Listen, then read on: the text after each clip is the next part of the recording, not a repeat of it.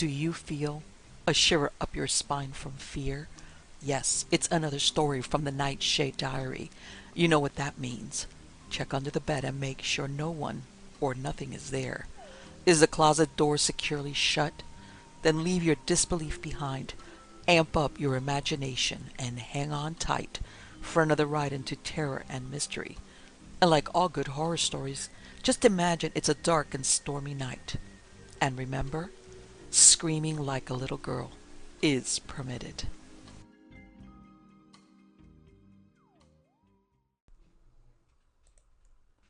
Damnation Alley by Roger Zelazny. Part 1. The gull swooped by, seemed to hover a moment on unmoving wings. Hal Tanner flipped his cigar butt at it and scored a lucky hit. The bird uttered a hoarse cry and beat suddenly at the air. It climbed about 50 feet, and whether it shrieked a second time, he would never know. It was gone. A single gray feather rocked in the violet sky, drifted out over the edge of the cliff, and descended, swinging toward the ocean. Tanner chuckled through his beard between the steady roar of the wind and the pounding of the surf. Then he took his feet down from the handlebars, kicked up the stand, and gunned his bike to life. He took the slope slowly till he came to the trail, then picked up speed and was doing 50 when he hit the highway. He leaned forward and gunned it. He had the road all to himself, and he laid on the gas pedal till there was no place left for it to go. He raised his goggles and looked at the world through crud-colored glasses, which was pretty much the way he looked at it without them, too. All the old irons were gone from his jacket, and he missed the swastika, the hammer and sickle, and the upright finger especially. He missed his old emblem, too. Maybe he could pick one up in Tijuana and have some broads sew it on, and... No, it wouldn't do. All that was dead and gone. It would be a giveaway, and he wouldn't last a day. What he would do was sell the Harley, work his way down the coast, clean and square, and see what he could find in the other America. He coasted down one hill and roared up another. He tore through Laguna Beach, Capistrano Beach, San Clemente, and San Donofrio. He made it down to Oceanside, where he refueled, and he passed on through Carlsbad and all those dead little beaches that fill the shore space before Solana Beach del Mar. It was outside San Diego that they were waiting for him. He saw the roadblock and turned. They were not sure how he had managed it that quickly at that speed, but now he was heading away from them. He heard the gunshots and kept going. Then he heard the sirens. He blew his horn twice in reply and leaned far forward. The Harley leaped ahead, and he wondered whether they were radioing to someone further on up the line. He ran for 10 minutes and couldn't shake them. Then 15. He topped another hill, and far ahead he saw the second block. He was bottled in. He looked all around him, for side roads saw none. Then he bore a straight course toward the second block. Might as well try to run it. No good. There were cars lined up across the entire road. They were even off the road on the shoulders. He braked at the last possible minute, and when his speed was right, he reared up on the back wheel, spun it, and headed back towards his pursuers. There were 6 of them coming toward him, and at his back new siren calls rose. He braked again, pulled to the left, kicked the gas, and leaped out of the seat. The bike kept going, and he hit the ground rolling, got to his feet, and started running. He heard the screeching of their tires. He heard a crash. Then there were more gunshots, and he kept going. They were aiming over his head, but he didn't know it. They wanted him alive. After 15 minutes, he was backed against a wall of rock, and they were fanned out in front of him, and several had rifles, and they were all pointed in the wrong direction. He dropped the tire iron he held and raised his hands. "You got it, citizens," he said. "Take it away." And they did. They handcuffed him and took him back to the cars. They pushed him into the rear seat of one, and an officer got on the other side of him. Another got into the front besides the driver, and this one held a sawed-off shotgun across his knees. The driver started the engine and put the car into gear, heading back up 101. The man with shotgun turned and stared through bifocals that made his eyes look like hourglasses, filled with green sand as he lowered his head. He stared for perhaps 10 seconds and said, "That was a stupid thing to do." Hal Tanner stared back until the man said, "Very stupid, Tanner." "Oh, I didn't know you were talking to me." "I'm looking at you, son. And I'm looking at you." "Hello there." Then the driver said, without taking his eyes off the road, "You know, it's too bad we've got to deliver him in good shape, after the way he smashed up the other car with that damn bike." "He could still have an accident. Fall and crack a couple of ribs, say," said the man to Tanner's left. The man to the right didn't say anything, but the man with shotgun shook his head slowly. "Not unless he tries to escape," he said. "L.A. wants him in good shape." "Why'd you try to skip out, buddy? You might have known we'd pick you up." Tanner shrugged. "Why'd you pick me up?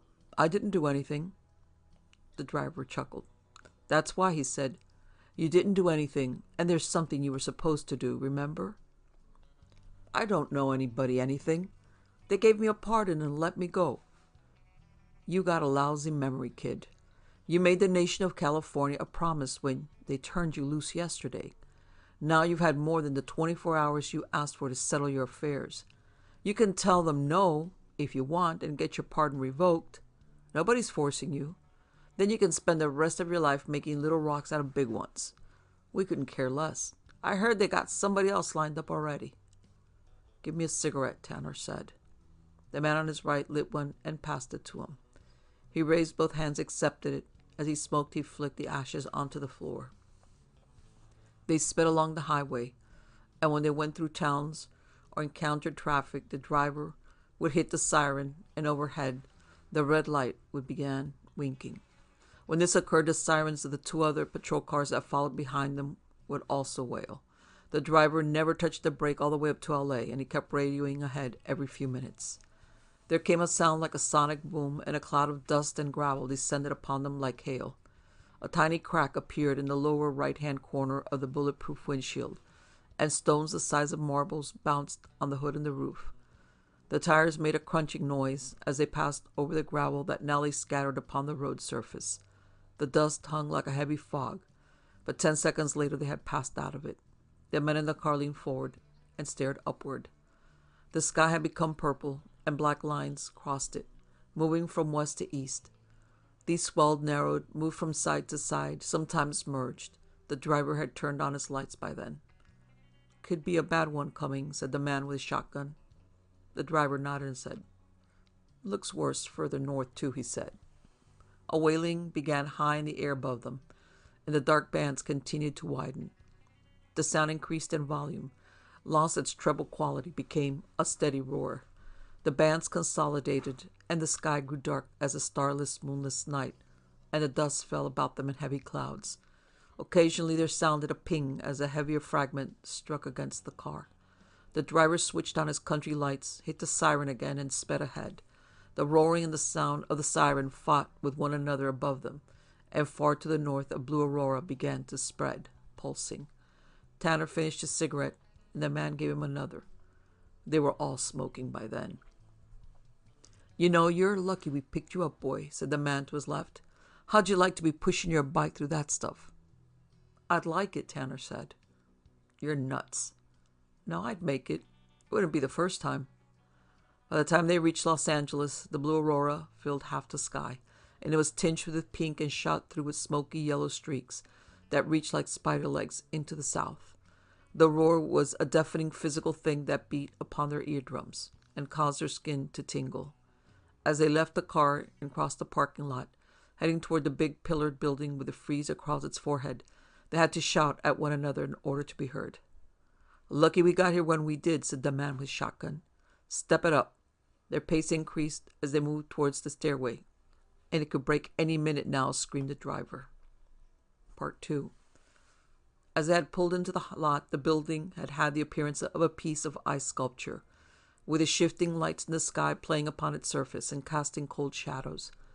Now, though it seemed as if it were a thing out of wax, ready to melt in an instant's flash of heat, their faces and the flesh of their hands took on a bloodless, corpse-like appearance. They hurried up the stairs, and a state patrolman let them in through the small door to the right of the heavy metal double doors that were the main entrance to the building. He locked and chained the door behind them, after snapping open his holster when he saw Tanner. "Which way?" asked the man with shotgun. "Second floor," said the trooper, nodding toward a stairway to their right. "Go straight back when you get to the top. It's the big office at the end of the hall." "Thanks." The roaring was considerably muffled, and objects achieved an appearance of natural existence once more in the artificial light of the building. They climbed the curving stairway and moved along the corridor that led back into the building. When they reached the final office, the man with the shotgun nodded to his driver. "Knock," he said. A woman opened the door, started to say something, then stopped and nodded when she saw Tanner. She stepped aside and held the door. "This way," she said, and they moved past her into the office, and she pressed a button on her desk and told a voice that said, "Yes, Mrs. Fisk? They're here with that man, sir." "Send them in." She led him to the dark paneled door in the back of the room and opened it before them. They entered, and the husky man behind the glass-topped desk leaned backward in his chair and wove his short fingers together in front of his chins and peered over them through eyes just a shade darker than the gray of his hair. His voice was soft and rasped just slightly. "Have a seat," he said to Tanner, to the others. "Wait outside." "You know this guy's dangerous, Mr. Denton," said the man with the shotgun as Tanner seated himself in a chair situated 5 feet in front of the desk. Steel shutters covered the room's 3 windows, and though the men could not see outside, they could guess at the possible furies that stalked there as a sound like machine gun fire suddenly rang through the room. "I know." "Well, he's handcuffed anyway. Do you want a gun?" "I've got one." "Okay, then, we'll be outside." They left the room. The 2 men stared at one another until the door closed. Then the man called Denton said, "Are all your affairs settled now?" And the other shrugged then. "What the hell is your first name, really? Even the records show." "Hell," said Tanner, "that's my name. I was the 7th kid in our family, and when I was born, the nurse held me up and said to my old man, 'What name do you want on the birth certificate?' And Dad said, 'Hell,' and walked away. So she put it down like that. That's what my brother told me. I never saw my old man to ask if that's how it was. He copped out the same day. Sounds right, though." "So your mother raised all 7 of you?" "No, she croaked a couple of weeks later, and different relatives took us kids." "I see," said Denton. "You've still got a choice, you know. Do you want to try it or don't you?"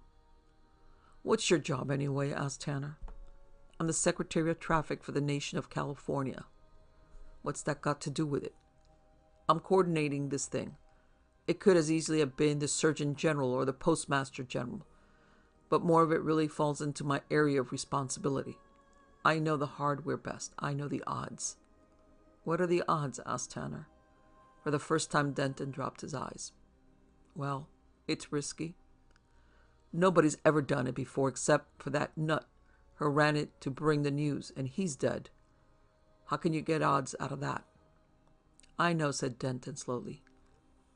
"You're thinking it's a suicide job, and you're probably right. We're sending 3 cars with 2 drivers each. If anyone just makes it close enough, its broadcast signals may serve to guide in a Boston driver. You don't have to go, though, you know." "I know. I'm free to spend the rest of my life in prison." "You killed 3 people. You could have gotten the death penalty." "I didn't, so why talk about it? Look, mister, I don't want to die, and I don't want the other bit either. Drive or don't drive. Take your choice. But remember, if you drive and you make it, you will be forgiven, and you can go your own way. The nation of California will even pay for that motorcycle you appropriated and smashed up, not to mention the damage to the police car." "Thanks a lot." And the winds boomed on the other side of the wall, and the steady staccato from the window shields filled the room. "You're a very good driver," said Denton after a time. "You've driven just about every vehicle there is to drive. You've even raced. Back when you were smuggling, you used to make a monthly run to Salt Lake City. There are very few drivers who'll try that, even today." Hal Tanner smiled, remembering something. "And in the only legitimate job you ever held, you were the only man who'd make the mail run to Albuquerque. There's been only a few others since you were fired. That wasn't my fault." "You were the best man on the Seattle run, too," Denton continued. "Your supervisor said so. What I'm trying to say is that if anybody we could pick, you've probably got the best chance of getting through. That's why we've been indulgent with you. But we can't afford to wait any longer. It's yes or no right now, and you'll leave within the hour if it's yes." Tanner raised his cuffed hands and gestured toward the window. "And all this crap?" he asked. "The cars can take the storm," said Denton. "Man, you're crazy." "People are dying even while we're talking," said Denton. "So a few more ain't about to make that much difference. Can't we wait till tomorrow?" "No. A man gave his life to bring us the news, and we've got to get across the continent as fast as possible now, or it won't matter. Storm or no storm, the cars leave now. Your feelings on the matter don't mean a good goddamn in the face of this. All I want out of you, Hal, is one word. Which one will it be?" "I'd like something to eat. I haven't." "There's food in the car. What's your answer?" Hal stared at the dark window. "Okay," he said. "I'll run Damnation Alley for you. I won't leave without a piece of paper with some writing on it, though." "I've got it here." Denton opened a drawer and withdrew a heavy cardboard envelope from which he extracted a piece of stationery bearing the Great Seal of the nation of California. He stood and rounded the desk and handed it to Hal Tanner. Hal studied it for several minutes, then said, "This says that if I make it to Boston, I receive a full pardon for every criminal action I've ever committed within the nation of California." "That's right." "Does that include ones you might not know about now if someone should come up with them later?" "That's what it says, Hal. Every criminal action." "Okay, you're on, fat boy. Get these bracelets off and show me my car." The man called Denton moved back to his seat on the other side of the desk. "Let me tell you something else, Hal," he said. "If you try to cop out anywhere along the route, the other drivers have their orders, and they've agreed to follow them. They will open fire on you and burn you into little bitty ashes. Get the picture?" "I get the picture," said Hal. "I take it I'm supposed to do them the same favor?" "That is correct." "Good enough. That might be fun." "I thought you'd like it. Now, if you'll unhook me, I'll make the scene for you." "Not till I've told you what I think of you," Denton said. "Okay. If you want to waste time calling me names while people are dying..." "Shut up. You don't care about them, and you know it. I just want to tell you what I think you are the lowest, most reprehensible human being I have ever encountered. You have killed men and raped women. You once gouged out a man's eyes, just for fun. You've been indicted twice for pushing dope and 3 times as a pimp. You're a drunk and a degenerate, and I don't think you've had a bath since the day you were born. You and your hoodlums terrorized decent people when they were trying to pull their lives together after the war. You stole from them, and you assaulted them, and you extorted money and the necessities of life with the threat of physical violence. I wish you had died in the big raid that night, like all the rest of them. You are not a human being, except from a biological standpoint. You have a big dead spot somewhere inside you where other people have something that lets them live together in society and be neighbors. The only virtue that you possess, if you want to call it that, is that your reflexes may be a little faster, your muscles a little stronger, your eye a bit more wary than the rest of us, so that can sit behind a wheel and drive through anything that has a way through it. It is for this that the nation of California is willing to pardon your inhumanity, if you will use that one virtue to help rather than hurt. I don't approve. I don't want to depend on you, because you're not the type I'd like to see you die in this thing. And while I hope that somebody makes it through, I hope that it will be somebody else. I hate your bloody guts. You've got your pardon now. The car's ready. Let's go." Denton stood at a height of about 5 feet 8 inches, and Tanner stood and looked down at him and chuckled. "I'll make it," he said. "If that citizen from Boston made it through and died, I'll make it through and live. I've been as far as the Mrs. Hip." "You're lying." "No, I ain't either. And if you ever find out that straight, remember I got this piece of paper in my pocket. Every criminal action. And like that, it wasn't easy. And I was lucky too. But I made it that far, and nobody else you know can say that. So I figured that's about halfway, and I can make the other half if I can get that far." They moved toward the door. "I don't like to say it and mean it," said Denton, "but good luck. Not for your sake, though." "Yeah, I know." Denton opened the door and said, "Turn him loose," he said. "He's driving." The officer with a shotgun handed it to the man who had given Tanner the cigarettes, and he fished in his pockets for the key. When he found it, he unlocked the cuffs, stepped back, and hung them at his belt, and said, "I'll come with you." The motor pulls downstairs. They left the office, and Mrs. Fisk opened her purse and took a rosary into her hands and bowed her head. She prayed for Boston, and she prayed for the soul of its departed messenger. She even threw in a couple for Hal Tanner. Part 3. They descended to the basement, the sub-basement, and the sub-sub-basement. When they got there, Tanner saw 3 cars ready to go, and he saw 5 men seated on benches along the wall. One of them he recognized. "Denny," he said, "come here." And he moved forward, and a slim blonde youth who held a crash helmet in his right hand stood and walked towards him. "What the hell are you doing?" he asked him. "I'm a second driver in car 3. You've got your own garage, and you've kept your nose clean. What's the thought on this?" "Denton offered me 50 grand, said Denny, and Hal turned away his face. "Forget it. It's no good if you're dead. I need the money." "Why?" "I want to get married, and I can use it." "I thought you were making out okay." "I am, but I'd like to buy a house." "Does your girl know what you've got in mind?" "No." "I didn't think so. Listen, I've got to do it. It's the only way out for me. You don't have to."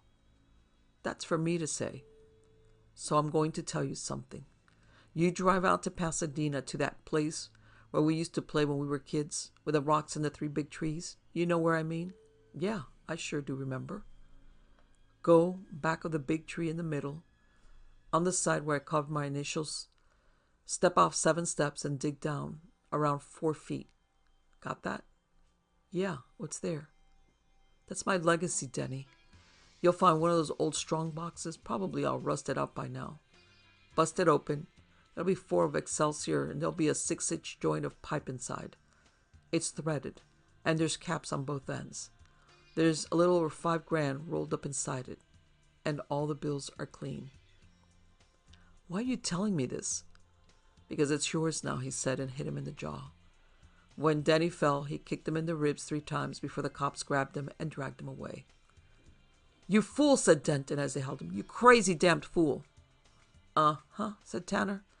"No brother of mine is going to run Damnation Alley while I'm around to stomp him and keep him out of the game.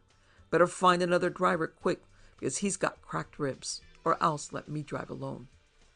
"Then you'll drive alone," said Denton, "because we can't afford to wait around any longer. There's pills in the compartment to keep you awake, and you'd better use them, because if you fall back, they'll burn you up. Remember that." "I won't forget you, mister. If I'm ever back in town, don't fret about that." "Then you'd better get into car number 2 and start heading up the ramp. The vehicles are all loaded. The cargo compartment is under the rear seat." "Yeah, I know. And if I ever see you again, it'll be too soon. Get out of my sight, scum." Tanner spat on the floor and turned his back on the Secretary of Traffic. Several cops were giving first aid to his brother, and one had dashed off in search of a doctor. Denton made 2 teams of the remaining 4 drivers and assigned them to cars 1 and 3. Tanner climbed into the cab of his own, started the engine, and waited. He stared up the ramp and considered what lay ahead. He searched the compartments until he found cigarettes. He lit one and leaned back. The other drivers moved forward and mounted their own heavily shielded vehicles. The radio crackled, hummed, crackled again, and then a voice came through as he heard the other engines come to life. "Car 1, ready," came the voice. There was a pause then. "Car 3, ready," said a different voice. Tanner lifted the microphone and mashed a button on his side. "Car 2, ready," he said.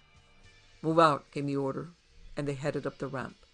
The door rolled upward before them, and they entered the storm. Part 4. It was a nightmare getting out of LA and onto Route 91.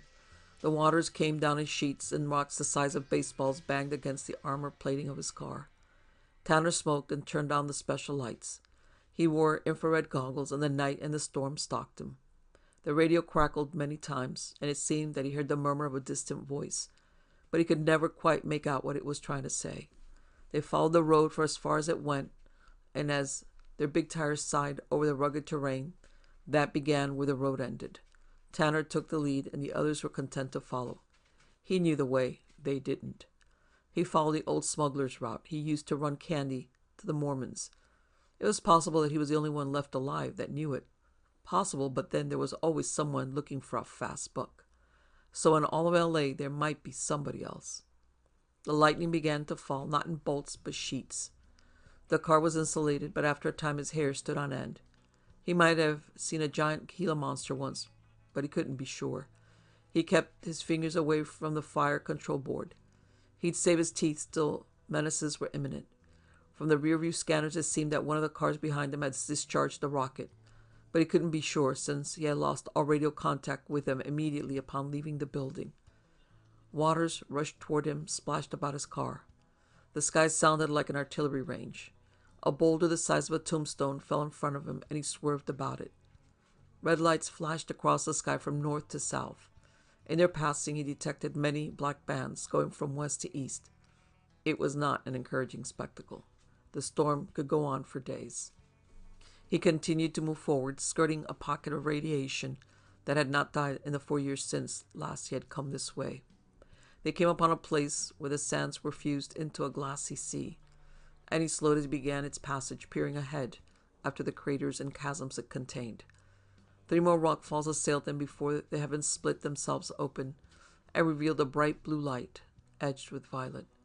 The dark curtains rolled back towards the poles, and the roaring and the gunfire reports diminished.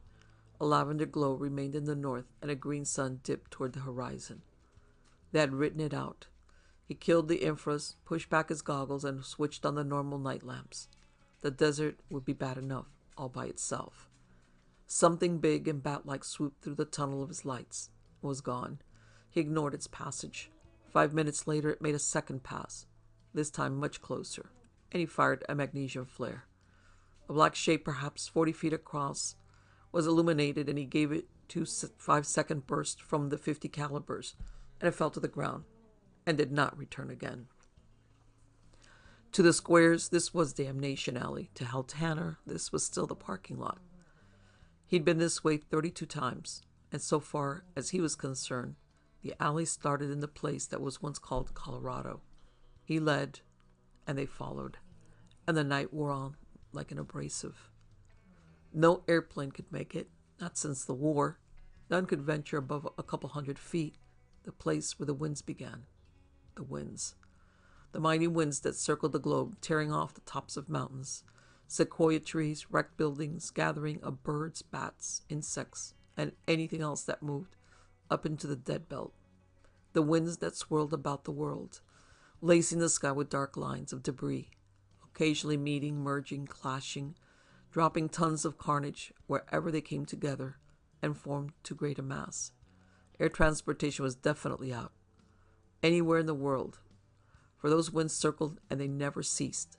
Not in all the 25 years of Tanner's memory had they let up. Tanner pushed ahead, cutting a diagonal by the green sunset.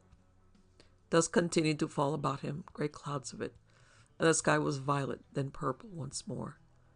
Then the sun went down and the night came on, and the stars were very faint points of light, somewhere above it all. After a time, the moon rose. The half-face that it showed that night was the color of a glass of Chianti wine held before a candle. He lit another cigarette and began to curse softly, slowly, and without emotion. They threaded their way amid heaps of rubble, rock, metal fragments of machinery, the prow of a boat, a snake as big around as a garbage can, and dark green in the cast light slithered across Tanner's path, and he braked the vehicles that continued and continued and continued. Perhaps 120 feet of snake passed by before Tanner removed his foot from the brake and touched gently upon the gas pedal once again. Glancing at the left-hand screen, which held an infrared version of the view to the left, it seemed that he saw 2 eyes glowing within the shadow of a heap of girders and masonry. Tanner kept one hand near the fire control button and did not move it for a distance of several miles. There were no windows in the vehicles, only screens which reflected views in every direction, including straight up and the ground beneath the car. Tanner sat with an illuminated box which shielded him against radiation. The car that he drove had 8 heavily treaded tires and was 32 feet in length. It mounted 8 .50 caliber automatic guns and 4 grenade throwers. It carried 30 armor-piercing rockets, which could be discharged straight ahead or at any elevation up to 40 degrees from the plane. Each of the four sides, as well as the roof of the vehicle, housed a flamethrower. Razor-sharp wings of tempered steel, 18 inches wide at their base, and tapering to points an inch and a quarter thick where they ridged, could be moved through a complete 180-degree arc along the sides of the car and parallel to the ground, at a height of 2 feet and 8 inches. When standing at a right angle to the body of the vehicle, 8 feet to the rear of the front bumper, they extended out to a distance of 6 feet on either side of the car. They could be couched like lances for a charge. They could be held out slightly out from the sides for purposes of slashing whatever was sideswiped. The car was bulletproof, air-conditioned, and had its own food locker and sanitation facilities. A long-barreled .357 Magnum was held by a clip on the door near the driver's left hand.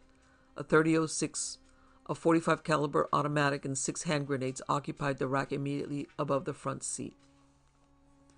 But Tanner kept his own counsel, in the form of a long, slim SS dagger inside his right boot. He removed his gloves and wiped his palms on the knees of his denim. The pierced heart that was tattooed on the back of his right hand was red in the light from the dashboard. The knife that went through it was dark blue, and his first name was tattooed in the same color beneath it. One letter on each knuckle, beginning with that at the base of his little finger. He opened and explored the 2 near compartments, but could find no cigarettes. So he crushed out the one remaining butt on the floor and lit another.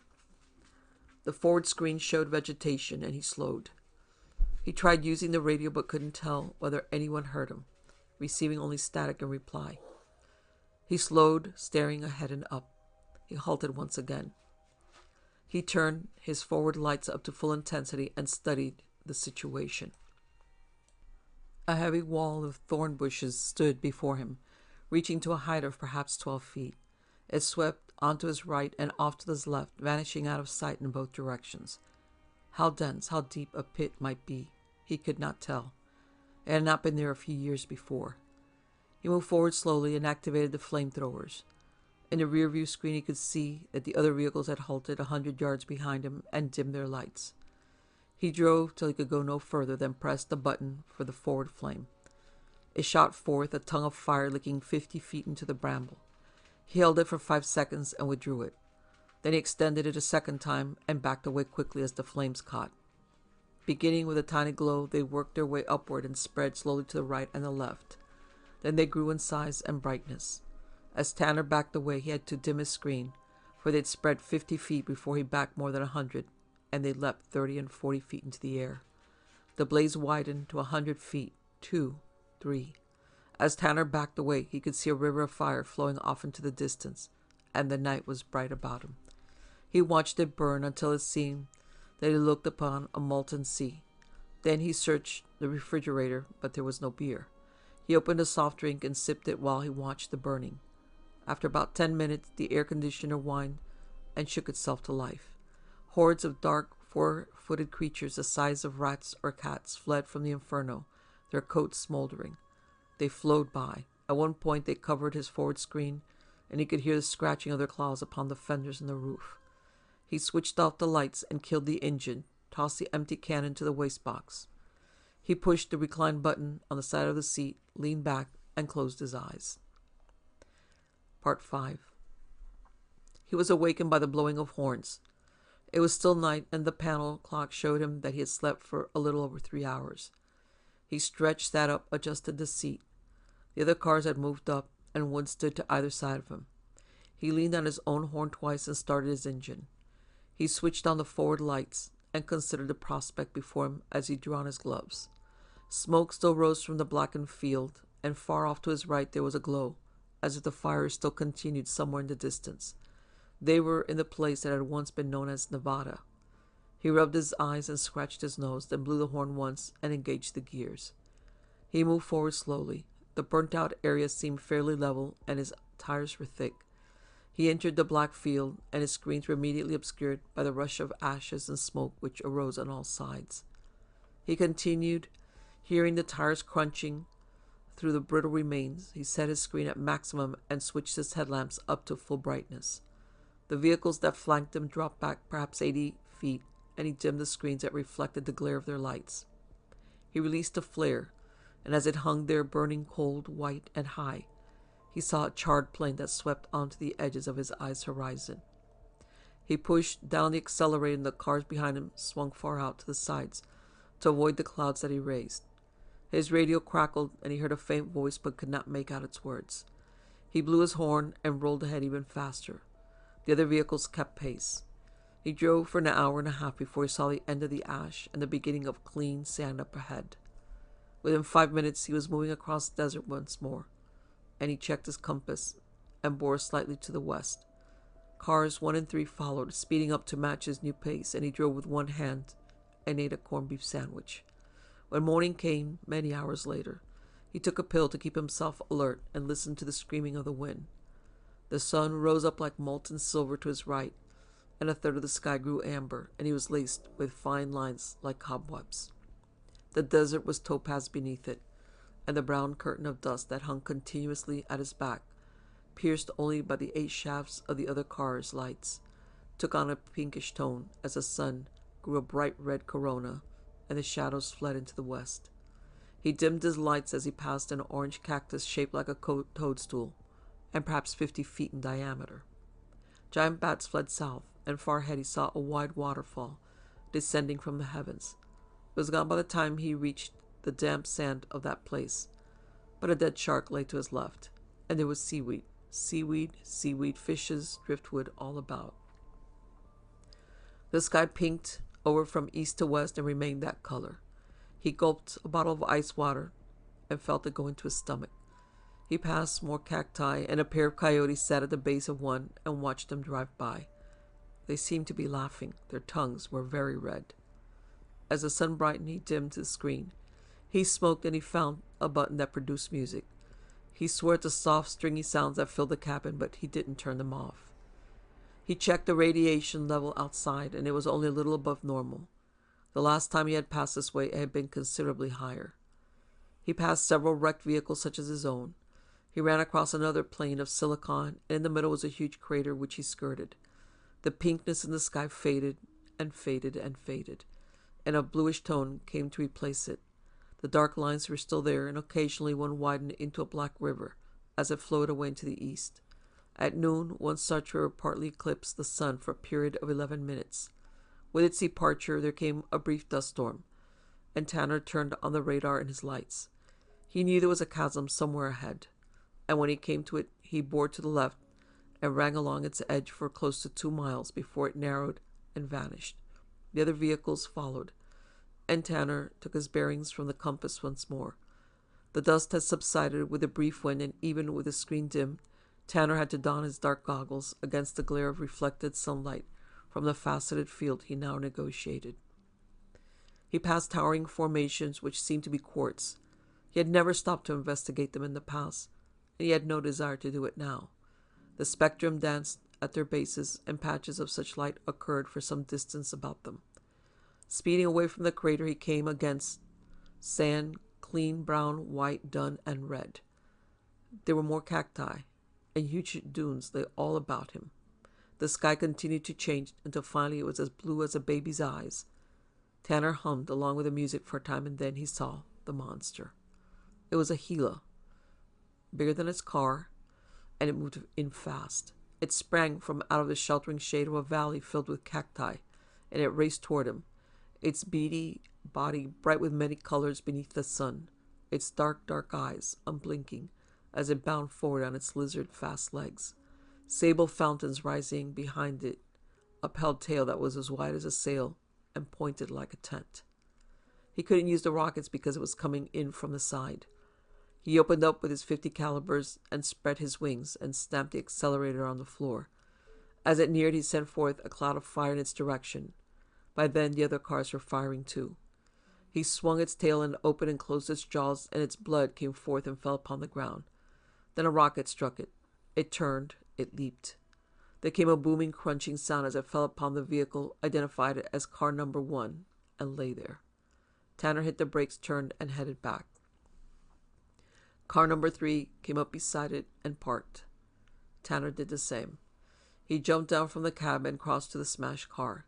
He had the rifle in his hands, and he put 6 rounds into the creature's head before he approached the car. The door had come open, and it hung from a single hinge, the bottom one. Inside, Tanner could see the 2 men sprawled, and there was some blood upon the dashboard and the seat. The other 2 drivers came up beside him and stared within. Then the shorter of the 2 crawled inside and listened for the heartbeat and the pulse and felt for breathing. "Mike's dead," he called out, but Greg's starting to come around. A wet spot that began at the car's rear and spread and continued to spread, and the smell of gasoline filled the air. Tanner took out a cigarette, thought better of it, and replaced it in the pack. He could hear the gurgle of the huge gas tanks as they emptied themselves upon the ground. The man who stood at Tanner's side said, "I never saw anything like it. I've seen pictures, but I never saw anything like it." "I have," said Tanner. And then the other driver emerged from the wreck, partly supporting the man he referred to as Greg. The man called out, "Greg's all right. He just hit his head on the dash." The man who stood at Tanner's side said, "You can take him. Hell, he can back you up when he's feeling better." And Tanner shrugged and turned his back on the scene and lit a cigarette. "I don't think you should do," the man began, and Tanner blew smoke in his face. He turned to regard the 2 approaching men and saw that Greg was dark-eyed and deeply tanned, part Indian possibly. His skin seemed smooth, save for a couple pockmarks beneath his right eye, and his cheekbones were high, and his hair very dark. He was as big as Tanner, which was 6'2", though not quite so heavy. He was dressed in overalls, and his carriage, now that he had a few deep breaths of air, became very erect, and he moved with a quick, graceful stride. "We'll have to bury Mike," the short man said. "I hate to lose the time," said his companion, "but—" And then Tanner flipped his cigarette and threw himself to the ground as it landed in the pool at the rear of the car. There was an explosion of flame, then more explosions. Tanner heard the rockets as they tore off toward the east, inscribing dark furrows in the hot afternoon air. The ammo for the .50 calibers exploded, and the hand grenades went off, and Tanner buried deeper and deeper into the sand, covering his head and blocking his ears. As soon as things grew quiet, he grabbed for the rifle, but they were already coming at him, and he saw the muzzle of a pistol. He raised his hand slowly and stood. "Why the goddamn hell did you do a stupid thing like that?" said the other driver, the man who held the pistol. Tanner smiled, and "Now we don't have to bury him," he said. "Cremation's just as good, and it's already over. You could have killed us all if those guns or those rocket launchers had been aimed this way. They weren't. I looked. The flying metal could have... Oh, I see. Pick up your damn rifle, buddy, and keep it pointed at the ground. Eject the rounds it still got in there and put them in your pocket." Tanner did this thing while the other talked. "You wanted to kill us all, didn't you? Then you could have cut out and gone your way like you tried to do yesterday. Isn't that right?" "You said it, mister, not me." "It's true, though. You don't give a good goddamn if everybody in Boston croaks, do you?" "My gun's unloaded now," said Tanner. "Then get back in your bloody buggy and get going. I'll be behind you all the way." Tanner walked back toward his car. He heard the others arguing behind him, but he didn't think they'd shoot him.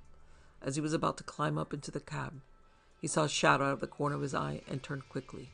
The man named Greg was standing behind him, tall and quiet as a ghost. "Want me to drive a while?" he asked Tanner, without expression. "No, you rest up. I'm still in good shape.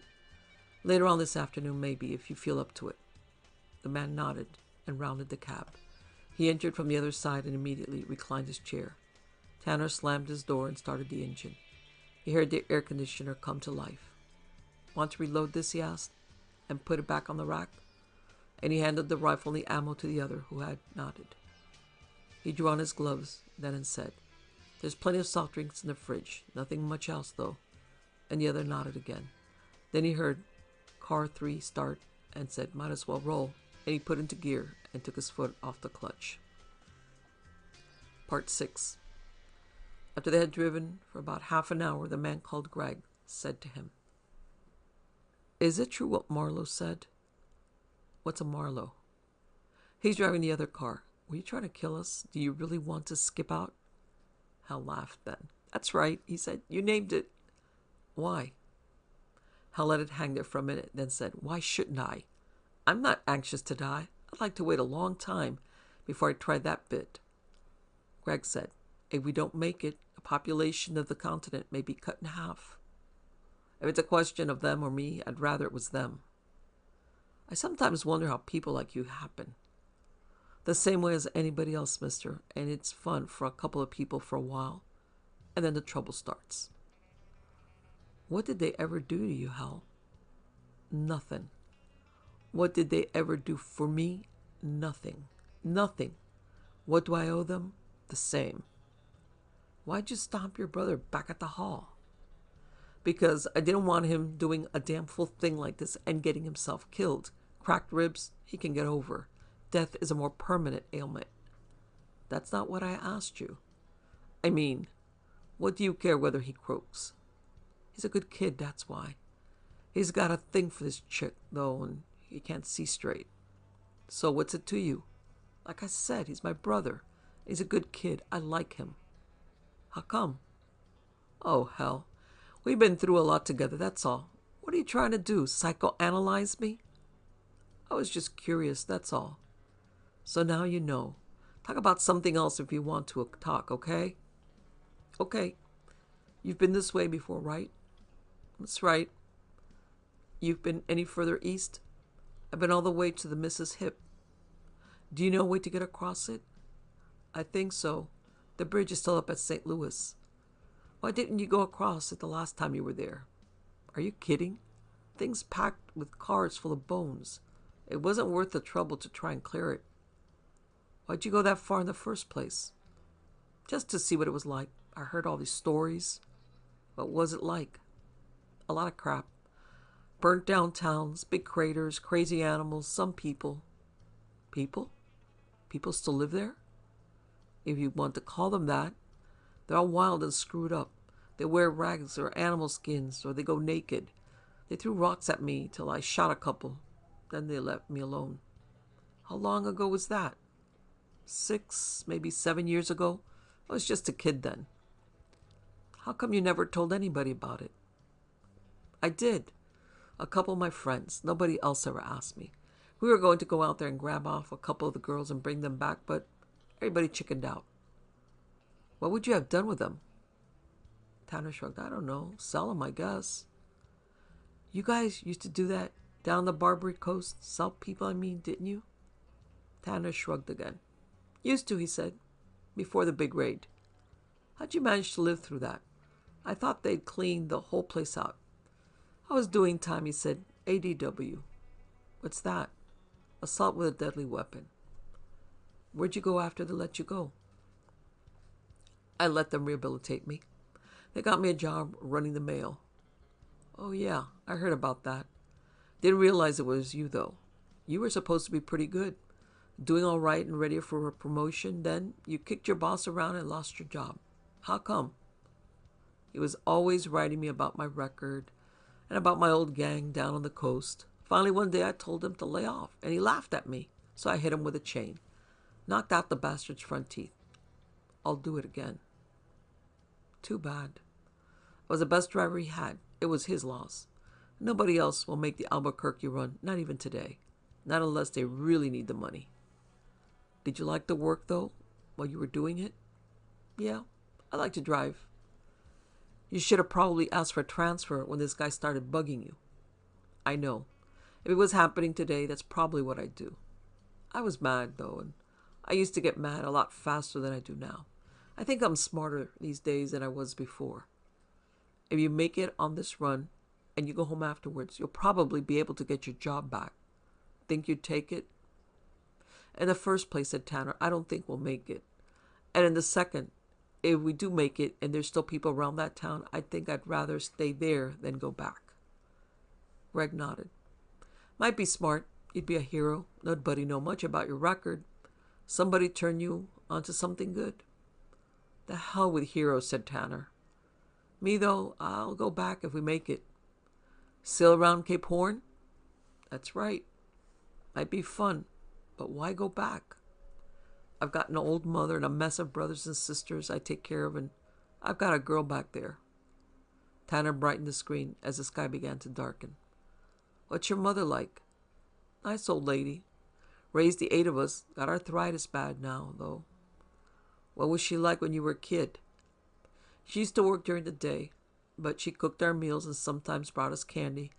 She made a lot of our clothes. She used to tell us stories like about how things were before the war. She played games with us and sometimes she gave us toys. How about your old man? Tanner asked him after a while. He drank pretty heavy and he had a lot of jobs, but he never beat us too much. He was all right. He got run over by a car when I was around 12. And you take care of everybody now? Yeah, I'm the oldest. What is it you do? I've got your old job. I run the mail to Albuquerque. Are you kidding? No. I'll be damned. Is Gorman still the supervisor? He retired last year on disability. I'll be damned. That's funny. Listen, down in Albuquerque, do you ever go to a bar called Pedro's? I've been there. Have they still got a little blonde girl who plays a piano named Margaret? No. Oh. They've got some guy now, fat fellow, wears a big ring on his left hand. Tanner nodded and downshifted as he began the ascent of a steep hill. How's your head now? He asked when they reached the top and started down the opposite slope. Feels pretty good. I took a couple of your aspirins with that soda I had. Feel up to driving for a while? Sure, I could do that. Okay then. Tanner leaned on the horn and braked the car. Just follow the compass for 100 miles or so and wake me up, all right? Okay, anything special I should watch out for? The snakes. You'll probably see a few. Don't hit them, whatever you do. Right. They changed seats, and Tanner reclined the one, lit a cigarette, smoked half of it, crushed it out, and went to sleep. Part 7. When Greg awakened him, it was night. Tanner coughed and drank a mouthful of ice water and crawled back to the latrine. When he emerged, he took the driver's seat and checked the mileage and looked at the compass.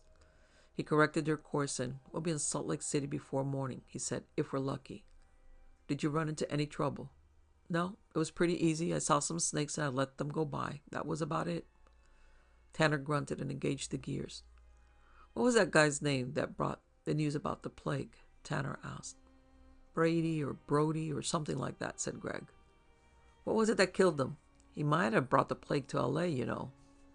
Greg shook his head. No. His car had been damaged and he was all broken up, and he'd been exposed to radiation a lot of the way.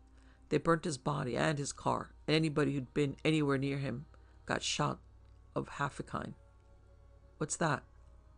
That's the stuff we're carrying, half a kind antiserum. It's the only cure for the plague. Since we had a bout of it about 20 years ago, we've kept it on hand and maintained the facilities for making more in a hurry. Boston never did, and now they're hurting. Seems kind of silly for the only other nation on the continent, maybe in the world, not to take better care of itself when they knew we'd had a dose of it. Greg shrugged. Probably, but there it is. Did they give you any shots before they released you? Yeah. That's what it's then. I wonder where their driver crossed the miss's hip. He didn't say, did he? He hardly said anything at all. They got most of the story from the letter he carried. Must have been one hell of a driver to run the alley. Yeah. Nobody's ever done it before, have they? Not that I know of. I'd like to have met that guy. Me too, at least I guess. It's a shame we can't radio across country like in the old days. Why? Then he wouldn't have had to do it. We could find out along the way whether it's really working and whether it's worth making the run. They might all be dead by now, you know. You've got a point there, mister. In a day or so we'll be to a place where going back will be harder than going ahead. Tanner adjusted the screen as dark shapes passed. Look at that, will you? I don't see anything. Put on your infras. Greg did, and stared upward at the screen. Bats, enormous bats cavorted overhead, swept by dark clouds. There must be hundreds of them, maybe thousands. Guess so. Seems there are more than there used to be when I came this way a few years back.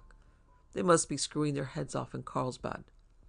We never see them in L.A. Maybe they're pretty much harmless.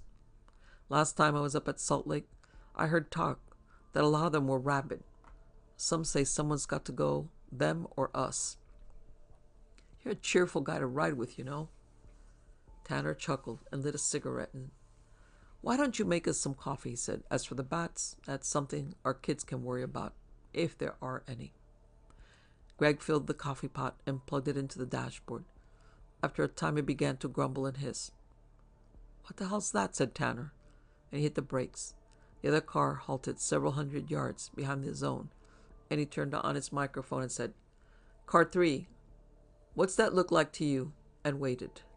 He watched them, towering tapered tops that spun between the ground and the sky, wobbling from side to side, sweeping back and forth about a mile ahead. It seemed there were 14 or 15 of the things. Now they stood like pillars, now they danced. They bored into the ground and sucked up yellow dust. There was a haze all about them. The stars were dim or absent above or behind them. Greg stared ahead and said, "I've heard of whirlwinds, tornadoes, big spinning things. I've never seen one, but that's the way they were described to me."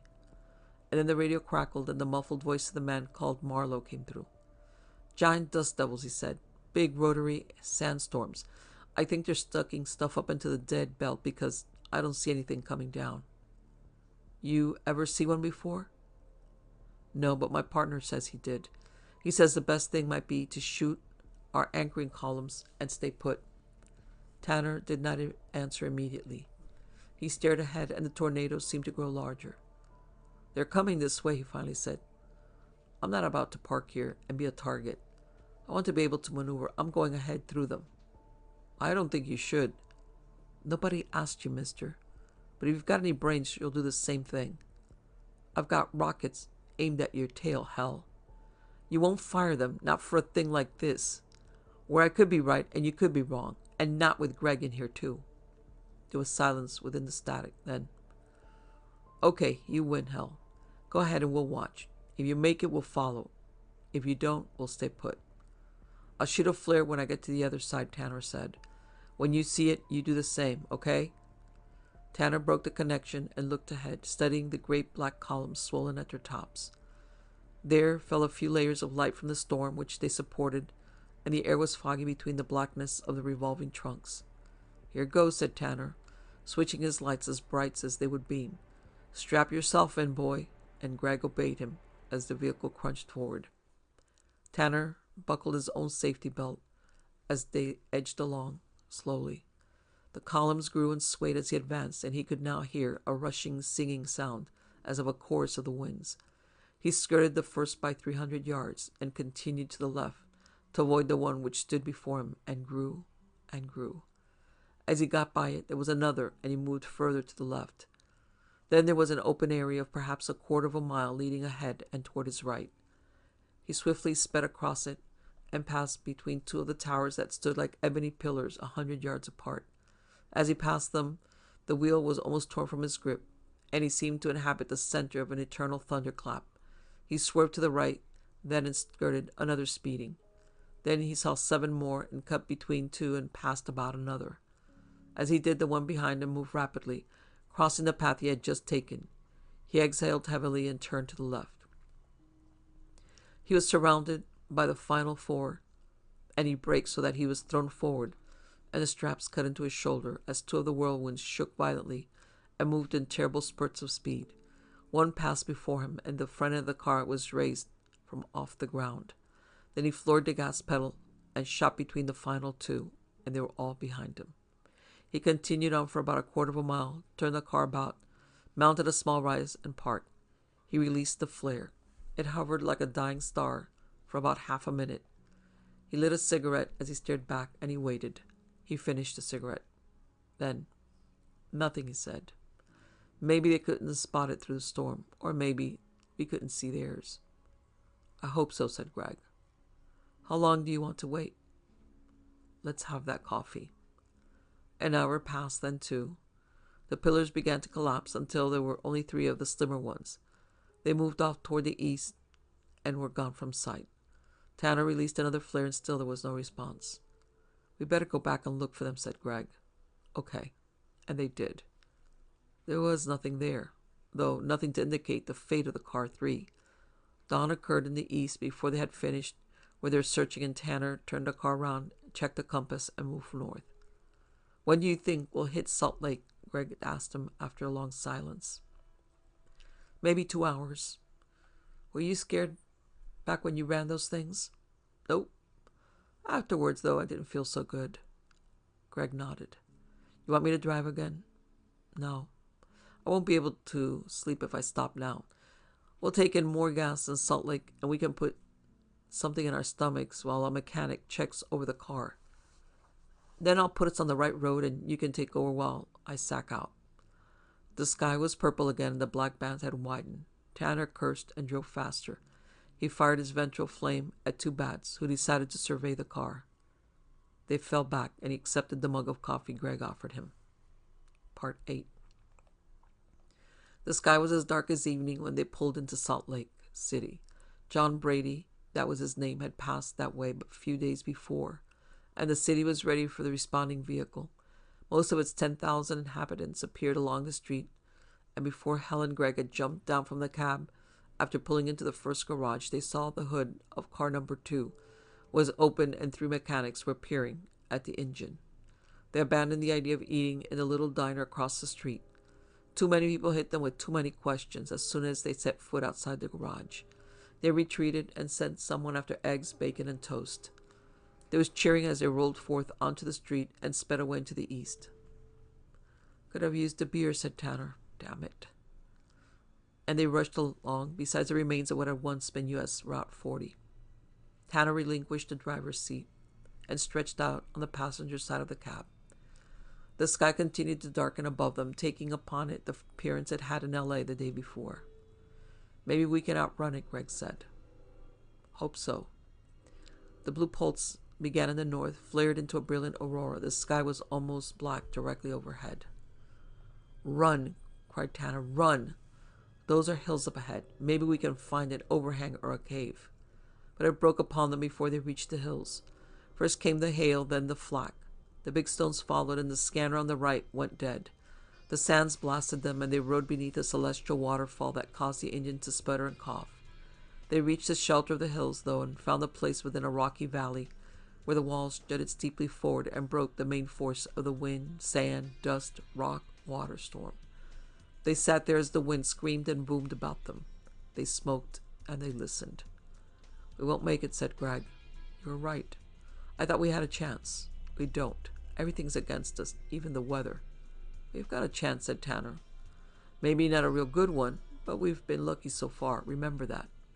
Greg spat into the waste container. Why this sudden optimism? From you? I was mad before and shooting off my mouth. Well, I'm still mad, but I got me a feeling now. I feel lucky. That's all. Greg laughed. The hell with luck. Look out there, he said. I see it, said Tanner. This bug is built to take it, and it's doing it. Also, we're only getting about 10% of its full strength. Okay, but what difference does it make? It could last for a couple of days. So we wait it out. Wait too long, and even that 10% can't smash us. Wait too long, and even if it doesn't, there'll be no reason left to go ahead.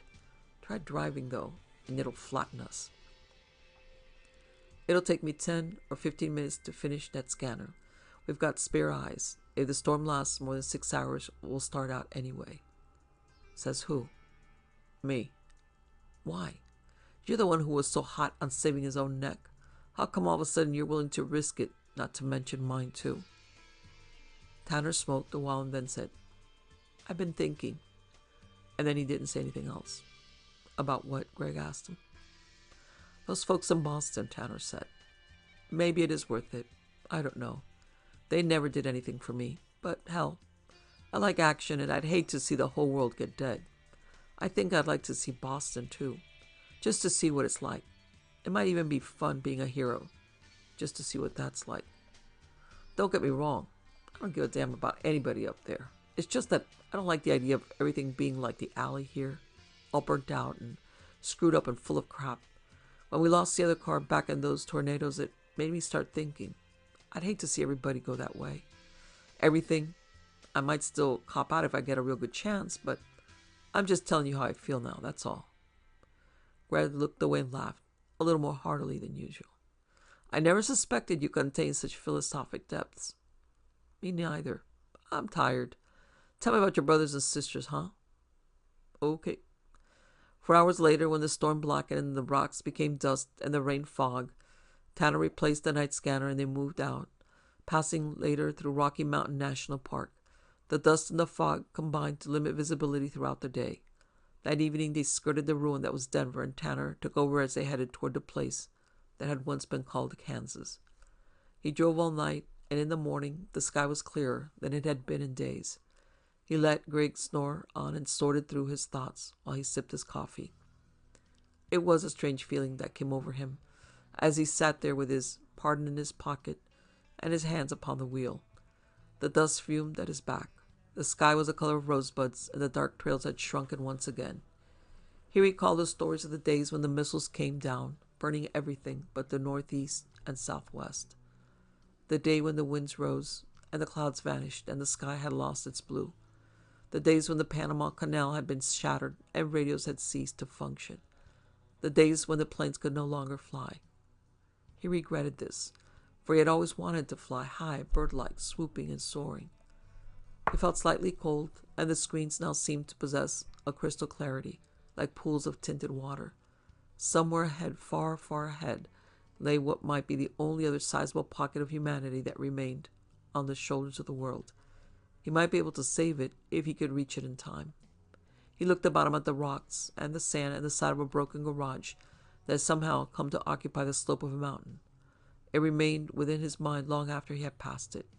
Shattered, fallen down, half covered with debris, it took on a stark and monstrous form, like a decaying skull which had once occupied the shoulders of a giant.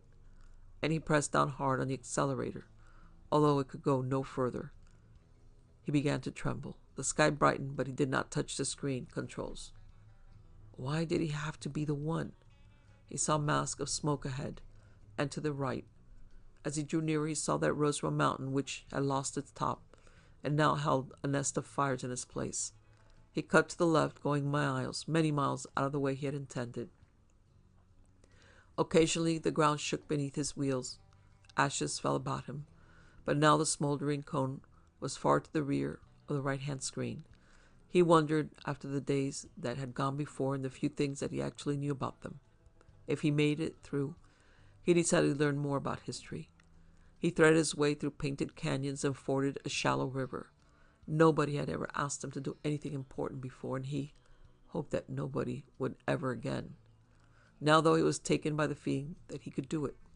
He wanted to do it. Damnation Alley lay all about him, burning, fuming, shaking. If he could not run it, then half the world would die, and the chance would be doubled that one day all the world would be part of the alley. His tattoo stood stark on his white knuckles, saying hell, and he knew that it was true. Greg still slept, the sleep of exhaustion, and Tanner narrowed his eyes and chewed his beard and never touched the brake, not even when he saw the rock slide beginning. He made a by and sighed. That pass was close to him forever, but he had shot through without a scratch. His mind was an expanding bubble, its surface like the view screens, registering everything about him. He felt the flow of the air within the cab and the upward pressure of the pedal upon his foot. His throat seemed dry, but it didn't matter. His eyes felt gooey at their inside corners, but he didn't wipe them. He roared across the pock plains of Kansas, and he knew now that he had been sucked into the role completely and that he wanted it that way.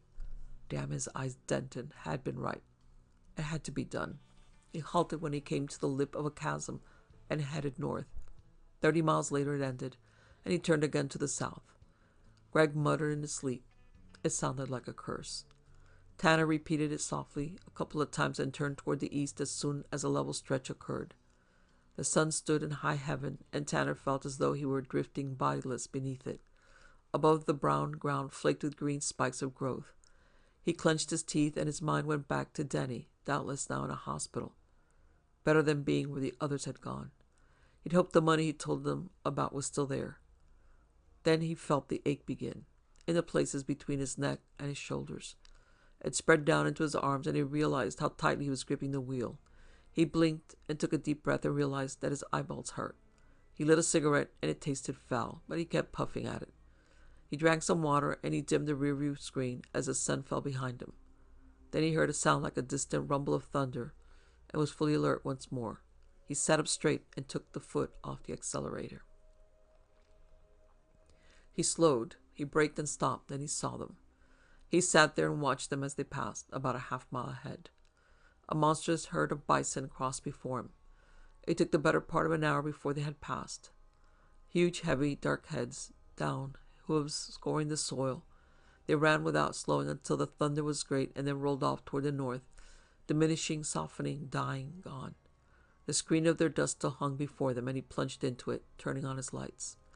He considered taking a pill, decided against it. Greg might be waking soon. He wanted to be able to get some sleep after they switched over. He came up beside a highway, and its surface looked pretty good, so he crossed onto it and sped ahead. After a time, he passed a faded, sagging sign that said Topeka, 110 miles. Greg yawned and stretched. He rubbed his eyes with his knuckles and then rubbed his forehead, the right side of which was swollen and dark. "What time is it?" he asked. Tanner gestured toward the clock in the dashboard. "Morning, or is it afternoon?" "Afternoon." "My God, I must have slept around 15 hours. "That's about right." "You've been driving all that time?" "That's right." "You must be done in. You look like hell. Let me just hit the head. I'll take over in a few minutes." "Good idea." Greg crawled toward the rear of the vehicle. After about 5 minutes, Tanner came upon the outskirts of a dead town. He drove up the main street, and there were rusted-out hulks of cars all along it. Most of the buildings had fallen in upon themselves, and some of the open cellars that he saw were filled with scummy water. Skeletons lay about the town square.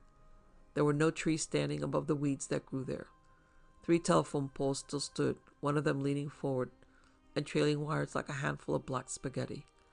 Several benches were visible within the weeds besides the cracked sidewalks, and a skeleton lay stretched out upon the second one. Tanner passed. He found his way barred by a fallen telephone pole, and he detoured around the block. The next street was somewhat better preserved, but all its storefront windows were broken, and a nude mannequin posed fetchingly with her left arm missing from the elbow down. The traffic light at the corner stared blindly as Tanner passed through its intersection. Tanner heard Greg coming forward as he turned at the next corner. "I'll take over now," he said. "I want to get out of this place first." And they both watched in silence for the next 15 minutes until the dead town was gone from them. Tanner pulled to a halt then and said, "We're a couple of hours away from a place that used to be called Topeka. Wake me if you run into anything hairy." "How did it go while I was asleep? Did you have any trouble?" "No," said Tanner, and he closed his eyes and began to snore. Greg drove away from the sunset, and he ate 3 ham sandwiches and drank a quart of milk before Topeka. Part 9. Tanner was awakened by the firing of the rockets. He rubbed the sleep from his eyes and stared dumbly ahead for almost half a minute. Like gigantic dried leaves, great clouds fell about them. Bats, bats, bats. The air was filled with bats. Tanner could hear a chittering, squeaking, scratching sound, and the car was buffeted by their dark bodies. "Where are we?" he asked. "Kansas City. The place seems full of them." And Greg released another rocket, which cut a fiery path through the swooping, spinning herd. "Save the rockets. Use the fire," said Tanner, switching the nearest gun to manual and bringing crosshairs into focus upon the screen. "Blast them in all directions for 5-6 seconds, then I'll come in." The flame shot forth orange and cream blossoms of combustion. When they folded, Tanner sighted in the screen and squeezed the trigger. He swung the gun and they fell. Their charred bodies lay all about him, and he added new ones to the smoldering heap. "Roll it," he cried, and the car moved forward, swaying, bat bodies crunching beneath its tires. Tanner laced the heavens with gunfire, and when they swooped again, he strafed them and fired a flare. In a sudden magnesium glow from overhead, it seemed that millions of vampire-faced forms were circling, spiraling down toward them. He switched from gun to gun, and they fell about him like fruit. Then he called out, "Break!" and hit the topside flame, and Greg did this thing. Now the sides, front and rear next. Bodies were burning all about them, heaped as high as the hood, and Greg put the car into low gear when Tanner cried, "Forward!" and they pushed their way through the wall of charred flesh. Tanner fired another flare. The bats were still there, but circling higher now. Tanner primed the guns and waited, but they did not attack again in any great numbers. A few swept about them, and he took pot shots at them as they passed. 10 minutes later he said, "That's the Missouri River to our left. If we just follow alongside it now, we'll hit St. Louis." "I know. Do you think it'll be full of bats too?" "Probably. But if we take our time and arrive with daylight, they shouldn't bother us. Then we can figure out a way to get across the Mississippi. Then their eyes fell upon the rearview screen, where the dark skyline of Kansas City with bats was silhouetted by pale stars and touched by the light of the bloody moon. After a time, Tanner slept once more. He dreamt he was riding his bike slowly down the center of a wide street, and people lined the sidewalks and began to cheer as he passed. They threw confetti, but by the time it reached him, it was garbage, wet and stinking. He stepped on the gas stand, but his bike slowed even more, and now they were screaming at him. They shouted obscenities. They cried out his name over and over again. The Harley began to wobble, but his feet seemed to be glued in place. In a moment he knew he would fall. The bike came to a halt then, and he began to topple over towards the right side. They rushed toward him as he fell, and he knew it was just about all over. He awoke with a jolt and saw the morning spread out before him, a bright coin in the middle of a dark blue tablecloth, and a row of glasses along the edge. "That's it," said Greg. "The Mississippi." Tanner was suddenly very hungry. After they had refreshed themselves, they sought the bridge. "I didn't see any of your naked people with spears," said Greg. "Of course, we might have passed their way after dark, if there are any of them still around." "Good thing, too," said Tanner. "Save us some ammo." The bridge came into view, sagging and dark save for the places where the sun gilded its gables and it stretched unbroken across the bright expanse of waters. They moved slowly toward it, threading their way through streets gorged with rubble, detouring when it became completely blocked by the rows of broken machines, fallen walls, sewer-deep abysses in the burst pavement. It took them 2 hours to travel half a mile, and it was noon before they reached the foot of the bridge. And "It looks as if Brady might have crossed here," said Greg, eyeing what appeared to be a cleared passageway amidst the wrecks that filled the span. "How do you think he did it?" "Maybe he had something with him to hoist them and swing them out over the edge. There are some wrecks below, down where the water is shallow." "Were they there last time you passed by?" "I don't know. I wasn't right down here by the bridge. I topped that hill back there," and he gestured at the rearview mirror. "Well, from here it looks like we might be able to make it. Let's roll." They moved forward and upward onto the bridge and began their slow passage across the mighty Mississippi. There were times when the bridge creaked beneath them, sighed, groaned, and they felt it move. The sun began to climb, and still they moved forward, scraping their fenders against the edges of the wrecks, using their wings like plows. They were on the bridge for 3 hours before its end came into sight through a rift in the junk stacks. When their wheels finally touched the opposite shore, Greg sat there breathing heavily and then lit a cigarette. "You want to drive a while, Hal?" "Yeah, let's switch over." He did, and "God, I'm bushed," he said as he sprawled out. Tanner drove forward through the ruins of East St. Louis, hurrying to clear the town before nightfall. The radiation level began to mount as he advanced, and the streets were cluttered and broken. He checked the inside of the cab for radioactivity, but it was still clean. It took him hours, and as the sun fell at his back, he saw the blue aurora begin once more in the north. But the sky stayed clear, filled with its stars, and there were no black lines that he could see. After a long while, a rose-colored moon appeared and hung before him. He turned on the music softly and glanced at Greg. It didn't seem to bother him, so he let it continue. The instrument panel caught his eye. The radiation level was still climbing. Then, in the forward screen, he saw the crater, and he stopped. It must have been over half a mile across, and he couldn't tell its depth. He fired a flare, and in its light he used telescopic lenses to examine it to the right and to the left. The way seemed smoother to the right, and he turned in that direction and began to negotiate it. The place was hot. So very, very hot. He hurried, and he wondered as he sped, the gauge rising before him. What had it been like on that day? Whenever. That day when a tiny sun had lain upon this spot and fought with and for a time beaten the brightness of the other in the sky before it sank slowly into its sudden burrow. He tried to imagine it, succeeded, then tried to put it out of his mind and couldn't. How do you put out the fires that burn forever? He wished that he knew. There'd been so many places to go then, and he'd like to move around. What had it been like in the old days, when a man could just jump on his bike and cut out for a new town whenever he wanted? and nobody emptying buckets of crap on you from out of the sky. He felt cheated, which was not a new feeling for him, but it made him curse even longer than usual. He lit a cigarette when he finally rounded the crater, and he smiled, for the first time in months, as the radiation gauge began to fall once more. Before many miles he saw tall grasses swaying about him, and not too long afterward that he began to see trees. Trees short and twisted at first, but the further he fled from the place of carnage, the taller and straighter they became. There were trees such as he had never seen before, 50, 60 feet in height, and graceful in gathering stars, there on the plains of Illinois. He was moving along a clean, hard, wide road, and just then he wanted to travel it forever.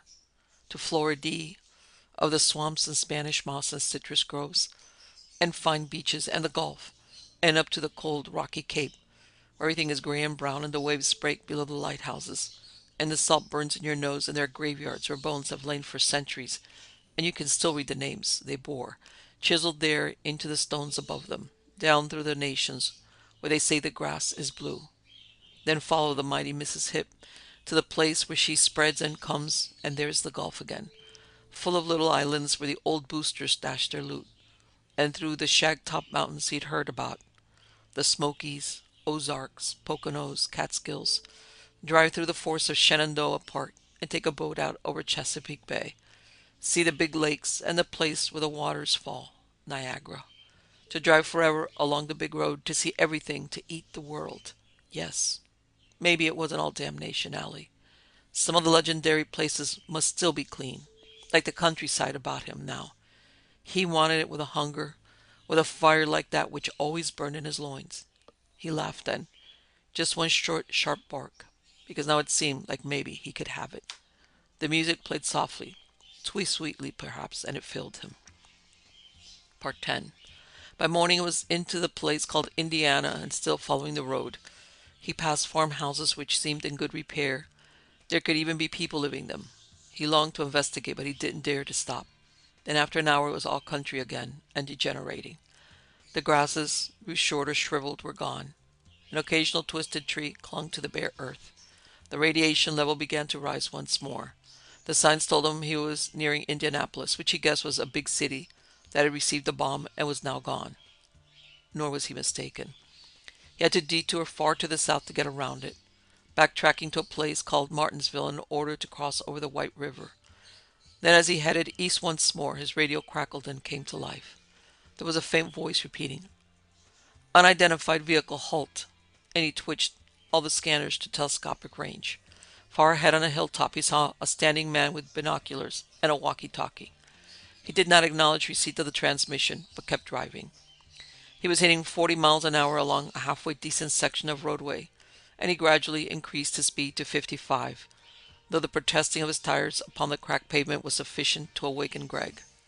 Tanner stared ahead, ready for an attack, then the radio kept repeating the order louder now, as he neared the hill and called upon him to acknowledge the message. He touched the brake as he rounded a long curve, and he did not reply to Greg, "What's the matter?" When he saw it there, blocking the way ready to fire, he acted instantly. The tank filled the road, and its big gun was pointed directly at him. As his eyes sought for and found passage around it, his right hand slapped the switches that sent 3 armor-piercing rockets screaming ahead, and his left spun the wheel counterclockwise, and his foot fell heavy on the accelerator.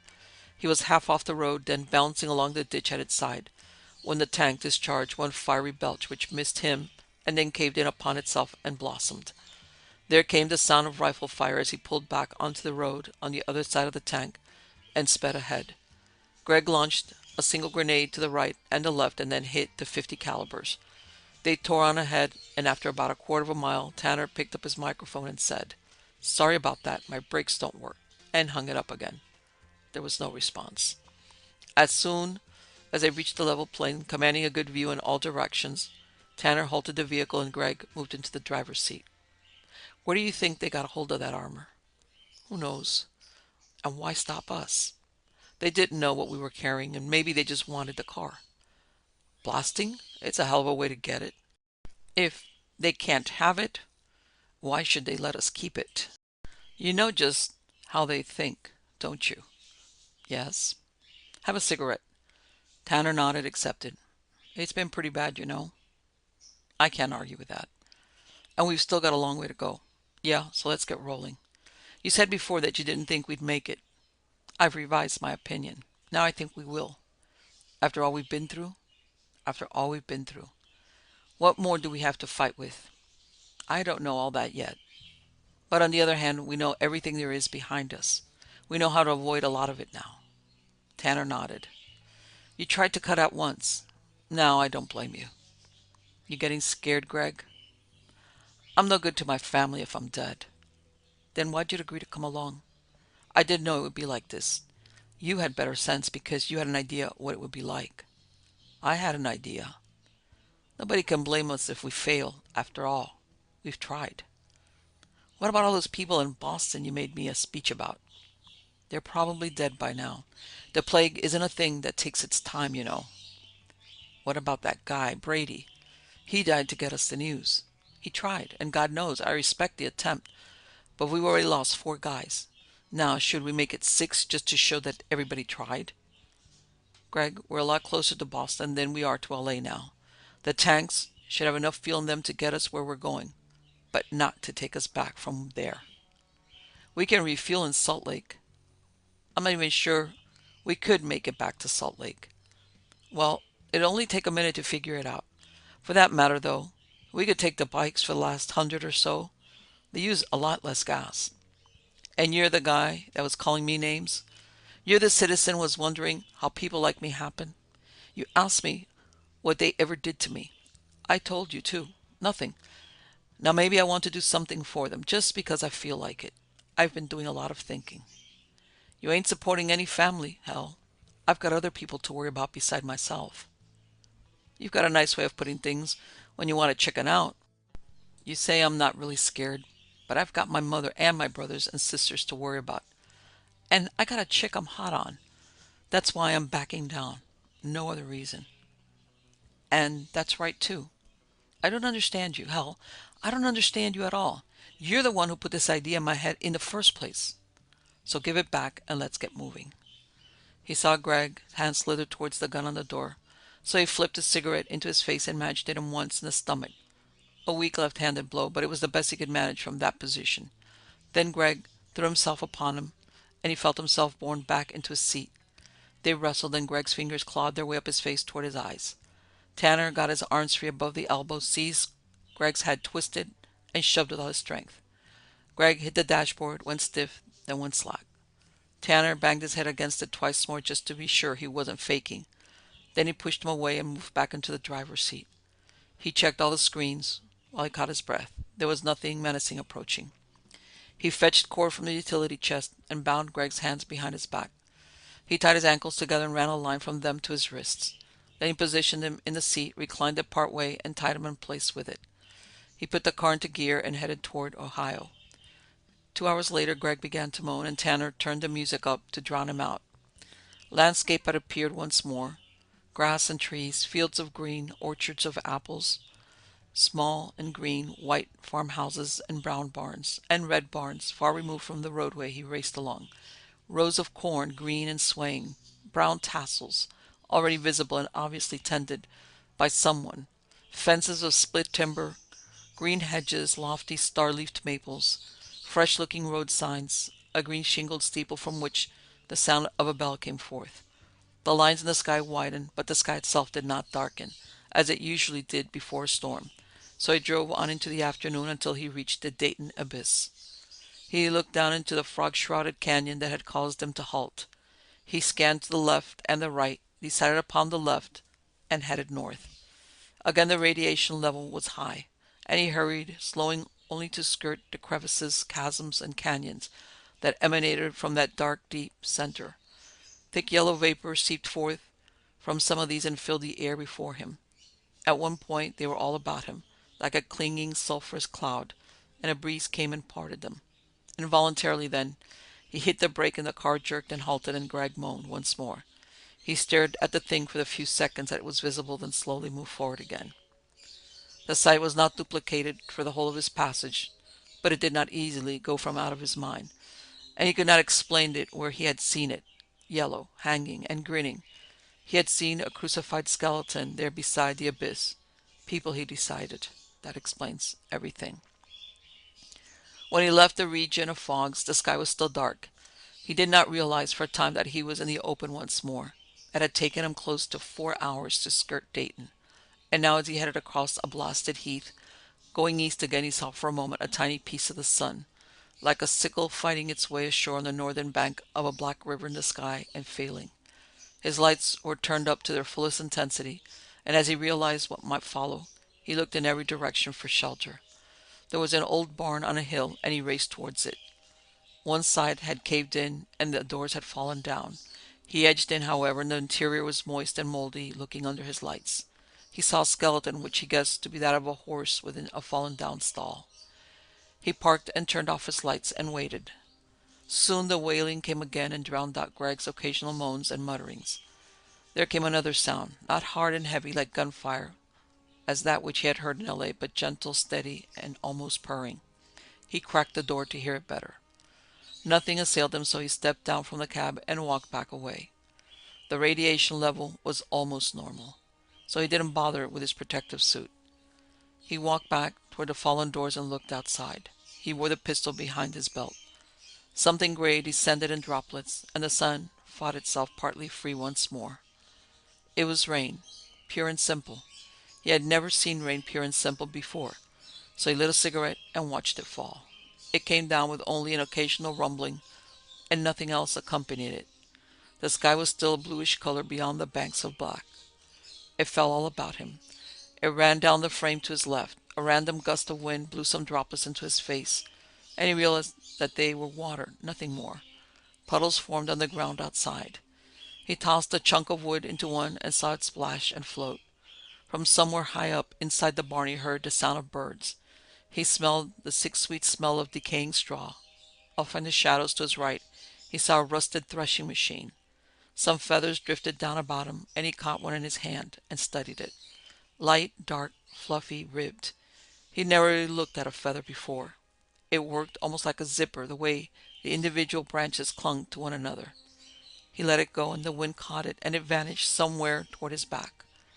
He looked once more and the back along his trail, and could probably drive through what was coming down now, but he realized just how tired he was. He found a barrel and sat down on it and lit another cigarette. It had been a good run so far, and he found himself thinking about its last stages. He couldn't trust Greg for a while yet, not until they were so far that there could be no turning back. Then they'd need each other so badly that he could turn him loose. He hoped he hadn't scrambled his brains completely. He didn't know what more the alley held. If the storms were less from here on in, however, that would be a big help. He sat there for a long while, feeling the cold, moist breezes and the rainfall lessen after a time, and he went back to the car and started it. Greg was still unconscious, he noted, as he backed out. This might not be good. He took a pill to keep himself alert, and he ate some rations as he drove along. The rain continued to come down, but gently. It fell all the way across Ohio, and the sky remained overcast. He crossed into West Virginia at the place called Parkersburg, and then he veered slightly to the north, going by the old Rand McNally he'd been furnished. The gray day went away into black night, and he drove on. There were no more of the dark bats around to trouble him, but he passed several more craters, and the radiation gauge rose, and at one point a pack of huge wild dogs pursued him, baying and howling, and they ran along the road and snapped at his tires, and barked and yammered, and then fell back. There were some tremors beneath his wheels as he passed another mountain, and it spewed forth bright clouds to his left and made a kind of thunder. Ashes fell, and he drove through them. A flash flood splashed over him, and the engine sputtered and died twice, but he started it again and pushed on ahead, the water lapping about his sides. Then he reached higher, drier ground, and riflemen tried to bar his way. He strafed them and hurled a grenade and drove on by. When the darkness went away and the dim moon came up, dark birds circled him and dove down at him. But he ignored them, and after a time they too were gone. He drove until he felt tired again, and then he ate some more and took another pill. By then he was in Pennsylvania, and he felt that if Greg would only come around, he would turn him loose and trust him with the driving. He halted twice to visit the latrine, and he tugged at the golden band in his pierced left ear, and he blew his nose and scratched himself. Then he ate more rations and continued on. He began to ache on all his muscles and he wanted to stop and rest, but he was afraid of the things that might come upon him if he did. As he drove through another dead town, the rain started again. Not hard, just a drizzly downpour, cold-looking and sterile, a brittle, shiny screen. He stopped in the middle of the road before the thing he'd almost driven into, and he stared at it. He thought at first that it was more black lines in the sky. He halted because they seemed to appear so suddenly. It was a spider's web, strands thick as his arms, strung between two leaning buildings. He switched on his forward flame and began to burn it. When the fires died, he saw the approaching shape coming down from high above. It was a spider, larger than himself, rushing to check the disturbance. He elevated the rocket launchers, took careful aim, and pierced it with one white-hot missile. It still hung there in the trembling web and seemed to be kicking. He turned on the flame again for a full 10 seconds, and when it subsided, there was an open way before him. He rushed through, wide awake and alert once again, his pains forgotten. He drove as fast as he could, trying to forget the sight. Another mountain smoked ahead and to his right, but it did not bloom, and few ashes descended as he passed it. He made coffee and drank a cup. After a while it was morning, and he raced towards it. Part 11. He was stuck in the mud somewhere in eastern Pennsylvania and cursing. Greg was looking very pale. The sun was nearing mid-heaven. He leaned back and closed his eyes. It was too much. He slept. He awoke and felt worse. There was a banging on the side of the car. His hands moved toward fire control and wing control automatically, and his eyes sought the screens. He saw an old man, and there were two younger men with him. They were armed, but they stood right before the left wing, and he knew he could cut them in half in an instant. He activated the outside speaker and the audio pickup. "What do you want?" he asked, and his voice crackled forth. "You okay?" the old man called. "Not really. You caught me sleeping." "You stuck?" "That's about the size of it. I got a mule team. Can maybe get you out. Can't get him here before tomorrow morning, though." "Great," said Tanner. "I'd appreciate it." "Where you from?" "L.A." "What's that?" "Los Angeles, West Coast." There was some murmuring then. "You're a long way from home, mister." "Don't I know it? Look, if you're serious about those meals, I'd appreciate the hell out of it. It's an emergency." "What kind of? You know about Boston?" "I know it's there. Well, people are dying up that way of the plague. I've got drugs here, can save them if I can get through." There were some more murmurs then. "We'll help you. Boston's pretty important. And we'll get you loose. Want to come back with us?" "Where and who are you?" "My name's Samuel Potter, and these are my sons, Roderick and Caliban. My farm's about 6 miles off. You're welcome to spend the night." "It's not that I don't trust you," said Tanner. "It's just that I don't trust anybody, if you know what I mean. I've been shot at too much recently to want to take the chance." "Well, how about if we put up our guns? You'd probably able to shoot us from there, ain't you?" "That's right. So we're taking a chance just standing here. We're willing to help you. We'd stand to lose if the Boston trader stopped coming to Albany. If there's someone else inside, he can cover you." "Wait a minute," said Tanner, and he opened the door. The old man stuck out his hand, and Tanner took it and shook it, also his sons. "Is there any kind of doctor around here?" he asked. "In a settlement about 30 miles north. My partner's hurt. I think he needs a doctor." He gestured back towards the cab. Sam moved forward and peered within. "Why is he all trussed up like that?" "He went off his rocker and I had to clobber him. I tied him up to be safe, but now he doesn't look so good." "Then let's whip up a stretcher and get him onto it. You lock up tight then, and my boys will bring him back to the house. We'll send someone for the doc. You don't look so good yourself. Bet you'd like a bath and a shave and a clean bed." "I don't feel so good," Tanner said. "Let's make that stretcher quick before we need to." He sat up on the fender and smoked while the Potter boys cut trees and stripped them. Waves of fatigue washed over him, and he found it hard to keep his eyes open. His feet felt very far away and his shoulders ached. Someone was slapping his leg. He forced his eyes open and looked down. "Okay," Potter said. "We cut your partner loose and we got him on the stretcher. Want to lock up and get moving?" Tanner nodded and jumped down. He sank almost up to his boot tops when he hit, but he closed the cab and staggered toward the old man in buckskins. They began walking across country, and after a while it became mechanical. Samuel Porter kept up a steady line of chatter as he led the way, rifle resting in the crook of his arm. Maybe it was to keep Tanner awake.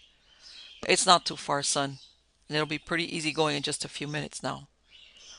What's your name, anyhow? Hal, said Tanner. Beg pardon? Hal. Hal's my name. Hal Tanner. Sam Potter chuckled. That's a pretty mean name, mister. If it's okay with you, I'll introduce you to my wife and the youngest as Mr. Tanner, all right? That's just fine, Tanner gasped, pulling his boots out of the mire with a sucking sound. We'd sure miss them Boston traders. I hope you make it in time. What is it that they do? They keep shops in Albany, and twice a year they give a fair, spring and fall. They carry all sorts of things we need. Needles, threads, pepper, kettles, pans, seeds, guns, and ammo. All kinds of things. And the fares are pretty good times, too. Most anybody between here and there would help you along. Hope you make it. We'll get you off to a good start again. They reached higher, drier ground. You mean it's pretty clear sailing after this? Oh, no. But I'll help you on a map and tell you what to look out for. I got mine with me, said Tanner, as they topped a hill and he saw a farmhouse off in the distance. At your place? Correct. It ain't much further now. Real easy walking, and you just lean on my shoulder if you get tired. I can make it, said Tanner. It's just that I had so many of those pills to keep me awake that I'm starting to fall all the sleep I've been missing. I'll be okay. You'll get to sleep real soon now, and when you're awake, we'll go over that map of yours, and you can write in all the places I tell you about. Good scene, said Tanner, good scene. And he put his hand on Sam's shoulder, then and staggered along beside him, feeling almost drunk and wishing he were. After a hazy eternity, he saw the house before him, then the door. The door swung open, he felt himself falling forward, and that was it. Part 12. Sleep, blackness, distant voices, more blackness. Wherever he lay, it was soft, and he turned over onto his other side and went away again. When everything finally flowed together into coherent ball and he opened his eyes, there was light streaming in through the window to his right, falling in rectangles upon the patchwork quilt that covered him. He groaned, stretched, rubbed his eyes, and scratched his beard. He surveyed the room carefully, polished wooden floors with hand-woven rugs of blue and red and gray scattered about them. A dresser, holding a white enamel basin with a few black spots up near its lip where some of the enamel had chipped away. A mirror on the wall behind him, and above all that, a spindly-looking rocker near the window, a print cushion on its seat, a small table against the other wall, with a chair pushed in beneath it, books and papers and pen and ink on the table, a hand-stitched sampler on the wall asking God to bless, a blue and green print of a waterfall on the other side. He sat up, discovered he was naked, looked around for his clothing. It was nowhere in sight. As he sat there deciding whether or not to call out, the door opened and Sam walked in. He carried Tanner's clothing, clean and neatly folded, over one arm. In his other hand he carried his boots, and they shone like wet midnight. Heard you stirring around, he said. How you feeling now? A lot better, thanks. We've got a bath all drawn. Just have to dump in a couple buckets of hot, and it's all yours. I'll have the boys carry it in a minute, and some soap and towels. Tanner bit his lip, but he did not want to seem inhospitable to his benefactor, so he nodded and forced a smile then. That'll be fine. There's a razor and a scissors on the dresser, whichever you might want. He nodded again. Sam set his clothes down on the rocker and his boots on the floor beside it, then left the room. Soon Roderick and Caliban brought in the tub, spread some sacks, and set it upon them. How you feeling? One of them asked. Tanner wasn't sure which was which. They both seemed graceful as scarecrows, and their mouths were packed full of white teeth. Real good, he said. Bet you're hungry, said the other. You slept all afternoon yesterday and all night and most of this morning. You know it, said Tanner. How's my partner? The near one shook his head. He's still sleeping and sickly, he said. The doc should be here soon. Our kid brother went after him last night. They turned to leave, and the one who had been speaking added, Soon as you get cleaned up, Ma will fix you something to eat. Cal and me are going out to try and get your rig loose. Dad'll tell you about the roads while you eat. Thanks. Good morning to you. Good morning. They closed the door behind them as they left. Tanner got up and moved to the mirror, studied himself. Well, just this once, he muttered. Then he washed his face and trimmed his beard and cut his hair. Then, gritting his teeth, he lowered himself into the tub, soaked up and scrubbed. The water grew gray and scummy beneath the suds. He splashed out and toweled himself down and dressed. He was starched and crinkly and smelled faintly of disinfectant. He smiled at his dark-eyed reflection and lit a cigarette. He combed his hair and studied the stranger. Damn, I'm beautiful, he chuckled. and then he opened the door and entered the kitchen. Sam was sitting at the table drinking a cup of coffee, and his wife, who was short and heavy and wore long gray skirts, was facing in the other direction, leaning over the stove.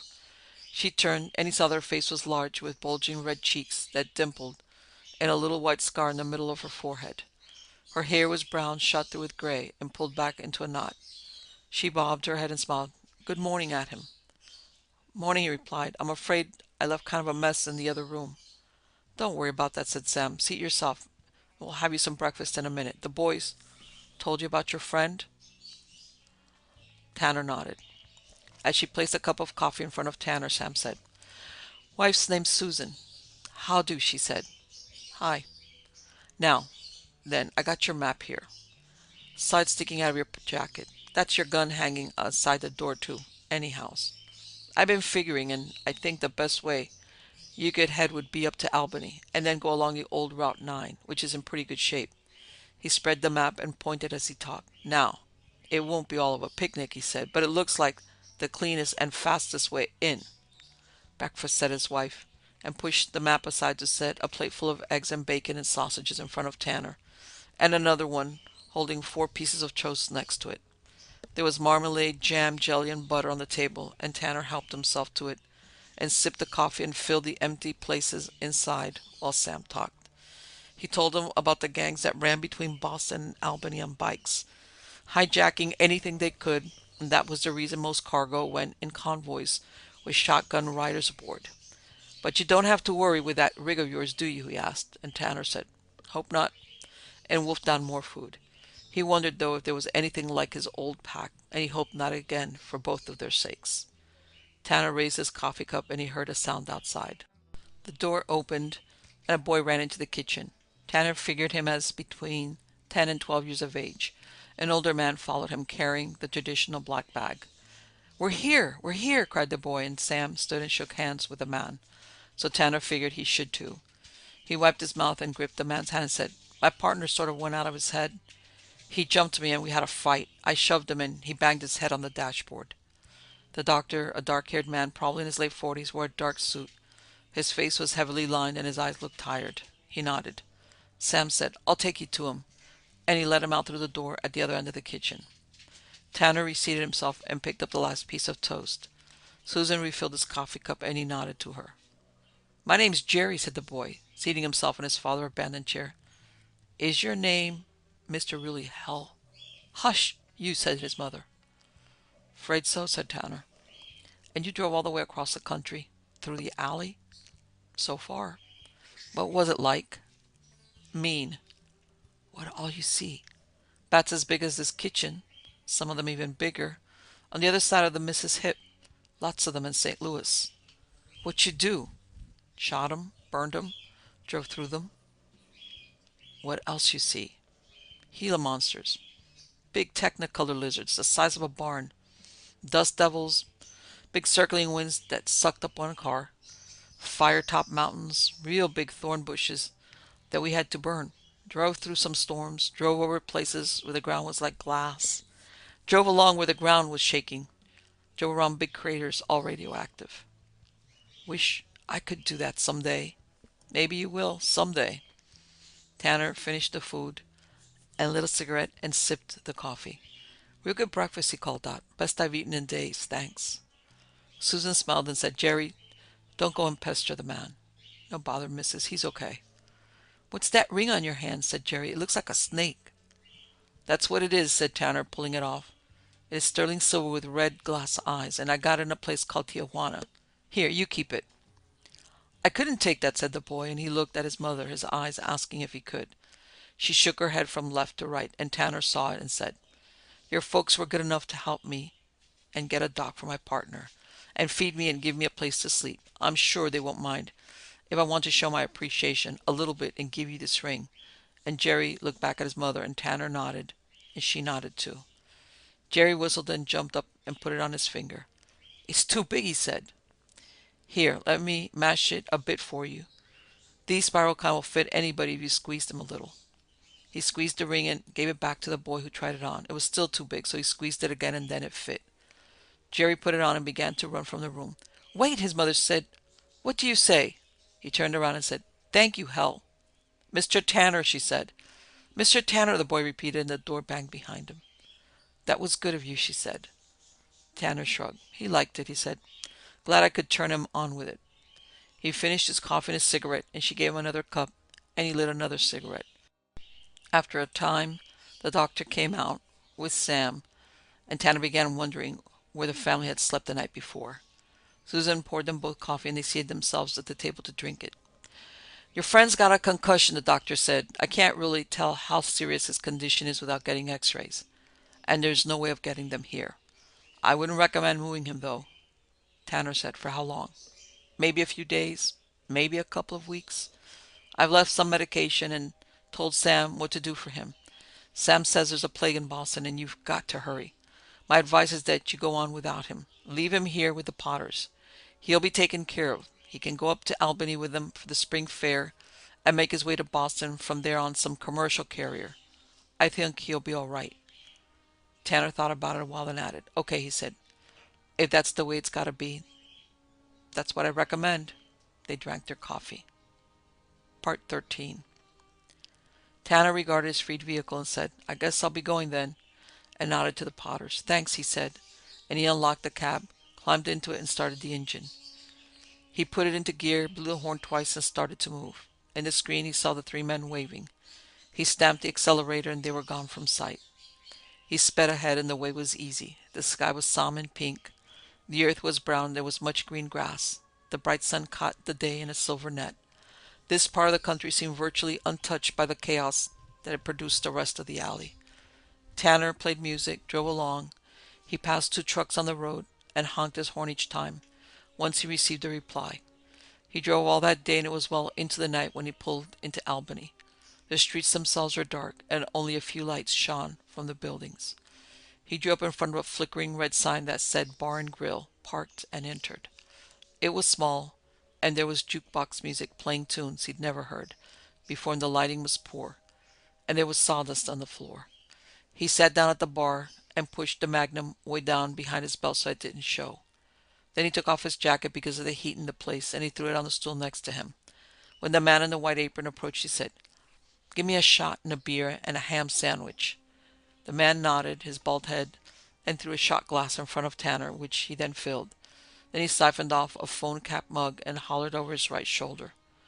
Tanner tossed off the shot and sipped the beer. After a while, a white plate bearing a sandwich appeared on the sill across from him. After a longer while, the bartender passed, picked it up, and deposited it in front of him. He wrote something on a green chit and tucked it under the corner of the plate. Tanner bit into the sandwich and washed it down with a mouthful of beer. He studied the people about him and decided they made the same noises as people in any other bar he'd ever been in. The old man to his left looked friendly, so he asked him, Any news about Boston? The man's chin quivered between words, and it seemed a natural thing for him. No news at all. Looks like the merchants will close their shops at the end of the week. What day is that? Tuesday. Tanner finished his sandwich and smoked a cigarette while he drank the rest of his beer. Then he looked at the check and it said 85 cents. He tossed a dollar bill on top of it and turned to go. Had taken 2 steps when the bartender called out, Wait a minute, mister. He turned around. Yeah? What you trying to pull? What do you mean? What do you call this crap? What crap? The man waved Tanner's dollar at him, and he stepped forward and inspected it. Nothing wrong I can see. What's giving you a pain? That ain't money. You trying to tell me my money's no good? That's what I said. I never seen no bill like that. Well, look at it real careful. Read that print down there at the bottom of it. The room grew quiet. One man got off his stool and walked forward. He held out his hand and said, Let me see a bill. The bartender passed it to him and the man's eye widened. This is drawn on the Bank of the Nation of California. Well, that's where I'm from, said Tanner. I'm sorry. It's no good here, said the bartender. It's the best I got, said Tanner. Well, nobody'll make good on it around here. You got any Boston money on you? Never been to Boston. Then how the hell you'd get here? Drove. Don't hand me that line of crap, son. Where'd you steal this? It was the older man who had spoken. You going to take my money or ain't you, said Tanner. I'm not going to take it, said the bartender. Then screw you, said Tanner, and he turned and walked toward the door. As always, under such circumstances, he was alert to sound at his back. When he heard the quick footfall, he turned. It was the man who had inspected the bill that stood before him, his right arm extended. Tanner's right hand held his leather jacket draped over his right shoulder. He swung it with all his strength, forward and down. It struck the man on the top of his head, and he fell. There came up a murmuring, and several people jumped to their feet and moved toward him. Tanner dragged the gun from his belt and said, "Sorry, folks," and he pointed it, and they stopped. "Now, you probably ain't about to believe me," he said, "when I tell you that Boston's been hit by the plague. And it's true all right. Or maybe you will, I don't know. But I don't think you're going to believe that I drove here all the way from the nation of California with a cart full of half-a-kind anti-serum. But that's just as right. You send that bill to the big bank in Boston and they'll change it for you all right, and you know it. Now I've got to be going, and don't anybody try to stop me. If you think I've been handing you a line, you take a look at what I drove away in. That's all I've got to say." And he backed out the door and covered it while he mounted the cab. Inside, he gunned the engine to life, turned, and roared away. In the rearview screen, he could see the knot of people on the walk before the bar, watching him depart. He laughed, and the apple blossom moon hung dead ahead. Part 14. Albany to Boston. A couple 100 miles. He'd managed the worst of it. The terrors of Damnation Alley lay largely at his back now. Night. It flowed about him. The stars seemed brighter than usual. He'd make it, the night seemed to say. He passed between hills. The road wasn't too bad.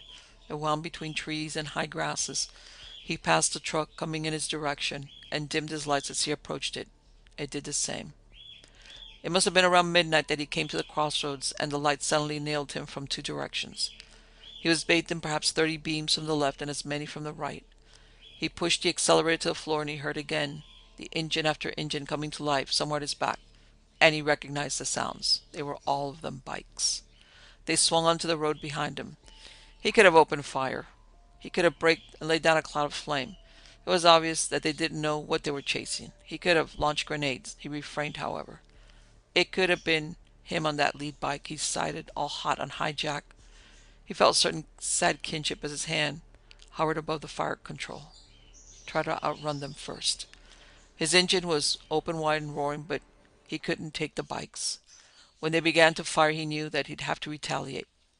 He couldn't risk their hitting a gas tank or blowing out his tires.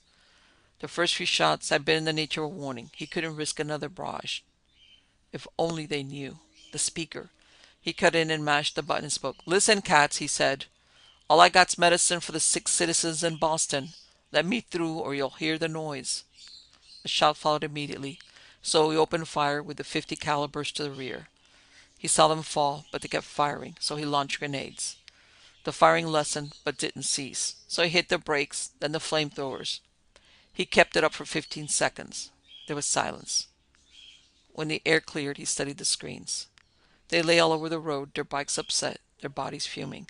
Several were still seated, and they held rifles and pointed them, and he shot them down. A few still moved spasmodically, and he was about to drive on when he saw one rise and take a few staggering steps and fall again. His hand hesitated on the gear shift. It was a girl. He thought about it for perhaps 5 seconds and jumped down from the cab and ran toward her. As he did, one man raised himself on an elbow, picked up a fallen rifle. Tanner shot him twice and kept running, pistol in hand. The girl was crawling toward a man whose face had been shot away. Other bodies twisted about Tanner now, there on the road, in the glare of the tail beacons. Blood and black leather, the sounds of moaning and the stench of burnt flesh were all about him. When he got to the girl's side, she cursed him softly as he stopped. None of the blood about her seemed to be her own. He dragged her to her feet, and her eyes began to fill with tears. Everyone else was dead or dying, so Tanner picked her up in his arms and carried her back to the car. He reclined the passenger seat and put her into it, moving the weapons into the rear seat out of her reach. Then he gunned the engine and moved forward. In the rearview screen, he saw two figures rise to their feet, then fall again. She was a tall girl with long, uncombed hair the color of dirt. She had a strong chin and a wide mouth that were dark circles under her eyes. A single faint line crossed her forehead, and she had all of her teeth. The right side of her face was flushed, as if sunburned. Her left trouser leg was torn and dirty. He guessed that she'd caught the edge of this flame and fallen from her bike. "You okay?" he asked, when her sobbing had diminished to a most sniffing sound. "What's it to you?" she said, raising a hand to her cheek. Tanner shrugged. "Just being friendly. You killed most of my gang. What would they have done to me?" "They would have stomped you, mister, if it weren't for this fancy car of yours." "It ain't really mine," he said. "It belongs to the nation of California." "This thing don't come from California." "The hell it doesn't. I drove it." She sat up straight then and began rubbing her left leg. Tanner lit a cigarette. "Give me a cigarette," she said. He passed her one. He had lit himself another. As he handed it to her, her eyes rested on his tattoo. "What's that?" "My name." "Hell?" "Hell." "Where'd you get a name like that?" "From my old man." They smoked a while, then she said, "Why'd you run the alley?" "Because it was the only way I could get them to turn me loose." "From where?" "The place with horizontal Venetian blinds. I was doing time." "They let you go? Why?" "Because of the big sick. I'm bringing in half-kind anti-serum." "You're Hal Tanner." "Huh?" "Your last name's Tanner, ain't it?" "That's right. Who told you?" "I heard about you. Everybody thought you died in the big raid." "They were wrong." "What was it like?" "I don't know. I was already wearing a zebra suit. That's why I'm still around." "Why'd you pick me up?" "'Cause you're a chick. And 'cause I didn't want to see you croak." "Thanks. You got anything to eat in here?" "Yeah, there's food in there." He pointed to the refrigerator door. "Help yourself." She did, and as she ate, Tanner asked her, "What do they call you?" "Corny," she said. "It's short for Cornelia." "Okay, Corny," he said. "When you're finished eating, you start telling me about the road between here and the place." She nodded, chewed, and swallowed. Then, "There's lots of other gangs," she said, "so you'd better be ready to blast them." "I am." "Those screens show you all directions, huh?" "That's right." "Good. The roads are pretty much okay from here on in. There's one big crater you'll come to soon, and a couple little volcanoes afterward." "Check." "Outside of them, there's nothing to worry about but the regions and the devils, and the kings and the lovers. That's about it." Tanner nodded. "How big are those clubs?" "I don't know for sure, but the kings are the biggest. They've got a couple of hundred." "What was your club?" "The Studs." "What are you going to do now?" "Whatever you tell me." "Okay, Corny. I'll let you off anywhere along the way you want me to. If you don't want, you can come on into the city with me." "You call it hell. Anywhere you want to go, I'll go along." Her voice was deep and her words came slowly, and her tone sandpapered his eardrums just a bit. She had long legs and heavy thighs beneath the tight denim. Tanner licked his lips and studied the screens. Did he want to keep her around for a while? The road was suddenly wet. It was covered with hundreds of fishes, and more were falling from the sky. There followed several loud reports from overhead. The blue light began in the north. Tanner raced on, and suddenly there was water all about him. It fell upon his car. It dimmed his screens. The sky had grown black again, and the banshee wail sounded above him.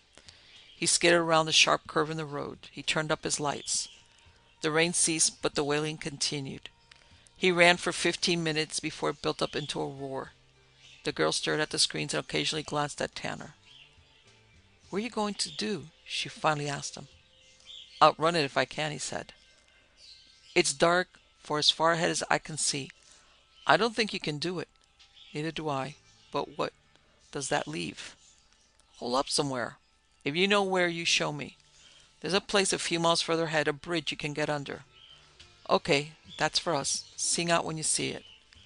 He pulled off her boots and rubbed her feet. He gave her another cigarette. "Hey, Corny, I just thought. There's a medicine chest over there to your right. Yeah, that's it. You should have some damn kind of salve in it, and you can smear it on your face to take the bite out." She found the tube of something and rubbed some of it into her cheek, smiled slightly and replaced it. "Feel any better?" "Yes, thanks." The stones began to fall, the blue to spread, the sky pulsed, grew brighter. "I don't like the looks of this one. I don't like the looks of any of them. It seems there's been an awful lot this past week." "Yeah, I've heard it said maybe the winds are dying down, that the sky might be purging itself." "That'd be nice," said Tanner. "Then we might be able to see the way it used to look, blue all the time, and with clouds. You know about clouds." "I heard about them. White puffy things that sort of just drift across, sometimes gray. They don't drop anything except rain, and not always that." "Yeah, I know." You ever see out in any in L.A.? Nope. The yellow streaks began and the black lines writhed like snakes. The stonefall rattled heavily upon the roof and the hood. More water began to fall, and a fog rose up. Tanner was forced to slow, and then it seemed as if the sledgehammers beat upon the car. "We won't make it," she said. "The hell you say. This thing's built to take it. And what's that far off in the distance?" "The bridge," she said, moving forward. "That's it. Pull off the road to the left and go down. That's a dry riverbed beneath." Then the lightning began to fall. A flame flashed about them. They passed a burning tree, and there were still fishes in the roadway. Tanner turned left as he approached the bridge. He slowed to a crawl and made his way over the shoulder and down the slick, muddy grade. When he hit the damp riverbed, he turned right. He nosed it in under the bridge, and they were all alone there. Some waters trickled past them, and the lightning continued to flash. The sky was a shifting kaleidoscope, and constant came the thunder. He could hear a sound like hail on the bridge above them. "We're safe," he said, and killed the engine. "Are the doors locked?" "They do it automatically." Tanner turned off the outside lights. "Wish I could buy you a drink besides coffee." "Coffee'd be good, just right." "Okay, it's on the way," and he cleaned out the pot and filled it and plugged it in. They sat there and smoked as the storm raged, and he said, "It's kind of nice feeling being all snug as a rat in a hole while everything goes to hell outside. Listen to that bastard come down. And we couldn't care less." "I suppose so," she said. "What you going to do after you make it into Boston?" "I don't know. Maybe get a job, scrape up some loot, and maybe open a bike shop or a garage. Either one be nice." "Sounds good. You going to ride much yourself?" "You bet. I don't suppose I have any good clubs in town." "No, they're all road runners." "Thought so. Maybe I'll organize my own." He reached out and touched her hand and squeezed it. "I can buy you a drink." "What do you mean?" She drew a plastic flask from the right side pocket of her jacket. She uncapped it and passed it to him. "Here." He took a mouthful and gulped it, coughed, took a second, then handed it back. "Great. You're a woman of unsuspected potential, and I like that. Thanks." "Don't mention it." And she took a drink herself and set the flask on the dash. "Cigarette?" "Just a minute." He lit two, passed her one. "There you are, Corny." "Thanks. I'd like to help you finish this run." "How come?" "I got nothing else to do. My crowd's all gone away, and I've got nobody else to run with now. Also, if you make it, you'll be a big man, like capital letters. Think you might keep me around after that?" "Maybe. What are you like?" "Oh, I'm real nice. I'll even rub your shoulders for you when they're sore." "They're sore now." "I thought so. Give me a lean." He bent toward her and she began to rub his shoulders. Her hands were quick and strong. "You do that good, girl." "Thanks." He straightened up, leaned back, and then he reached out, took the flask, and had another drink. She took a small sip when he passed it to her. The Furies rode about them, but the bridge above stood the siege. Tanner turned off the lights. "Let's make it," he said, and he seized her and drew her to him. She did not resist him, and he found her belt buckle and unfastened it. Then he started on the buttons. After a while, he reclined her seat. "Will you keep me?" she asked him. "Sure. I'll help you. I'll do anything you say to get you through." "Great. After all, if Boston goes, then we go too." "You bet." Then they didn't say much more. There was violence in the skies, and after that came darkness and quiet. Part 15. When Tanner awoke, it was morning and the storm had ceased. He repaired himself to the rear of the vehicle, and after that assumed the driver's seat once more. Cornelia did not awaken as he gunned the engine to life and started up the weed-infested slope of the hillside. The sky was light once more, and the road was strewn with rubble. Tanner wove along it, heading toward the pale sun, and after a while Cornelia stretched. "Oh," she said, and Tanner agreed. "My shoulders are better now," he told her. Good, and Tanner headed up a hill slowly as the day dimmed, and one huge black line became the Devil's Highway down the middle of the sky. As he drove through a wooded valley, the rain began to fall. The girl had returned from the rear of the vehicle and was preparing breakfast when Tanner saw the tiny dot on the horizon, switched over to his telescope lenses, and tried to outrun what he saw. Cornelia looked up. There were bikes, bikes, and more bikes on their trail. "Those your people?" Tanner asked. "No. You took mine yesterday." Too bad, said Tanner, and he pushed the accelerator to the floor and hoped for a storm. They squealed around a curve and climbed another hill. His pursuers drew nearer. He switched back from telescope to normal scanning, but even then he could see the size of the crowd that approached. It must be the Kings, she said. They're the biggest club around. Too bad, said Tanner. For them or for us? Both. She smiled. I'd like to see how you work this thing. It looks like you're going to get a chance. They're gaining on us like mad. The rain lessened, but the fogs grew heavier. Tanner could see their lights, though, over a quarter mile to his rear, and he did not turn his own on. He estimated 100 to 150 pursuers that cold, dark morning, and he asked, How near are we to Boston? Maybe 90 miles, she told him. Too bad they're chasing us instead of coming toward us, he said, as he primed his flames and set an adjustment which brought crosshairs into focus on his rearview screen. What's that? She asked. That's a cross. I'm going to crucify them, lady. And she smiled at this and squeezed his arm. Can I help? I hate those bloody mothers. In a little while, said Tanner. In a little while, I'm sure. And he reached into the rear seat and fetched out the 6 hand grenades and hung them on his wide black belt. He passed the rifle to the girl. Hang on to this, he said, and stuck the .45 behind his belt. Do you know how to use that thing? Yes, she replied immediately. Good.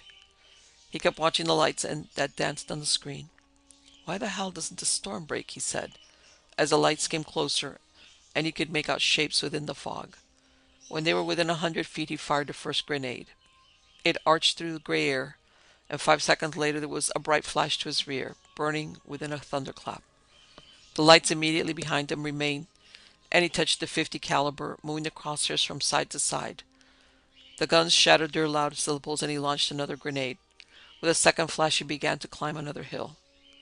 Did you stop them? For a time, maybe. I still see some lights, but further back. After 5 minutes, they had reached the top, a place where the fog was cleared and the dark sky was visible about them. Then they started downward once more, and a wall of stone and shale and dirt rose to their right. Tanner considered it as they descended. When the road leveled and he decided they had reached the bottom, he turned on his brightest lights and looked for a place where the road's shoulders were wide. To his rear, there were sudden rows of descending lights. He found a place where the road was sufficiently wide, and he skidded through a U-turn until he was facing the shaggy cliffs now to his left, and his pursuers were coming dead on. He elevated his rockets, fired 1, elevated them 5 degrees more, fired 2, elevated them another 5 degrees, fired 3, then he lowered them 15 and fired another. There were brightness within the fog, and he heard the stones rattling on the road and felt the vibration on the rock slide began.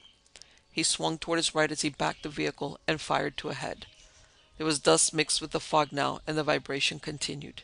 He turned and headed forward once more. I hope that'll hold him, he said, and he lit 2 cigarettes and passed one to the girl. After 5 minutes, they were on higher ground again, and the winds came and whipped up the fog, and far to the rear there were still some lights. As they topped a high rise, his radiation gauge began to register an above normal reading. He sought in all directions and saw the crater far off ahead. That's it, he heard her say. You've got to leave the road there, bear to the right, and go around that way when you get there. I'll do that thing. He heard gunshots from behind him for the first time that day, and though he adjusted the crosshairs, he did not fire his own weapons. The distance was still too great. You must have cut them in half, she said, staring at the screen. More than that. They're a tough bunch, though. I gather, and he plowed the fields of mist and checked his supply of grenades for the launcher and saw that he was running low. He swung off the road to his right when he began bumping along over fractured concrete. The radiation level was quite high by then. The crater was slightly more than 1,000 yards to his left. The lights to his rear fanned out, grew brighter. He drew a bead on the brightest and fired. It went out. There's another down, he remarked, as they raced across the hard-baked plain. The rains came more heavily, and he sighted on another light and fired. It too went out. Now, though, he heard the sounds of their weapons about him once again. He switched to his right-hand guns and saw the crosshairs leap into life on that screen. As 3 vehicles moved in to flank him from that direction, he opened up and cut them down. There was more firing at his back, and he ignored it as he negotiated the way. I count 27 lights, Cornelius said. Tanner wove his way across a field of boulders. He lit another cigarette. 5 minutes later, they were running on both sides of him. He had held back again for that moment, to conserve ammunition and to be sure of his targets. He fired then, though, at every light within range, and he floored the accelerator and swerved around rocks. 5 of them are down, she said, but he was listening to the gunfire. He launched a grenade to the rear, and when he tried to launch a second, there came only a clicking sound from the control. He launched one to either side and then paused for a second. If they get close enough, I'll show them some fire, he said, and they continued on around the crater.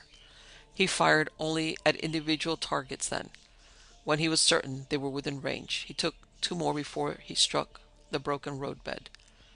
Keep running parallel to it, she told him. There's a trail here. You can't drive on that stuff another mile or so. Shots ricocheted from off his armored sides, and he continued to return the fire. He raced along an alleyway of twisted trees, like those he had seen near other craters, and the mist hung like pennants about their branches. He heard the rattle of the increasing rains. When he hit the roadway once again, he regarded the lights to his rear and asked, "How many do you count now?" "It looks like around 20. How are we doing?" "I'm just worried about the tires. They can't take a lot, but they can't be shot out. The only thing that bothers me is that a stray shot might clip one of the eyes out. Outside of that, we're bulletproof enough. Even if they manage to stop us, they'll have to pry us out." The bikes drew near once again, and he saw the bright flashes and heard the reports of the riders' guns. "Hold tight," he said, and he hit the brakes, and they skidded on the wet pavement. The lights grew suddenly bright, and he unleashed his rear flames. As some bikes skirted him, he cut in the side flames and held them that way. Then he took his foot off the brake and floored the accelerator without waiting to assess the damage he had done. They sped ahead, and Tanner heard Cornelia's laughter. "God, you're taking them, Hell. You're taking the whole damn club." "It ain't that much fun," he said. Then, "See any lights?" She watched for a time, said no, then said 3, then 7, and finally 13. Tanner said, "Damn." The radiation level fell, and there came crashes amid the roaring overhead. A light fall of gravel descended for perhaps half a minute along with the rain. "We're running low," he said. "On what?" "Everything. Luck, fuel, ammo. Maybe you'd been better off if I'd left you where I found you." "No," she said. "I'm with you, the whole line." "Then you're nuts," he said. "I haven't been hurt yet. When I am, it might be a different tune." "Maybe," she said. "Wait and hear how I sing." He reached down and squeezed her thigh. "Okay, Corny. You've been okay so far. Hang onto that piece and we'll see what happens." He reached for another cigarette, found the pack empty, cursed. He gestured towards a compartment, and she opened it and got him a fresh pack. She tore it open and lit him one. "Thanks." "Why they're out of range?" "Maybe because they're just going to pace us. I don't know." Then the fogs began to lift. By the time Tanner had finished his cigarette, the visibility had improved greatly. He could make out the dark forms crouched atop their bikes, following, nothing more.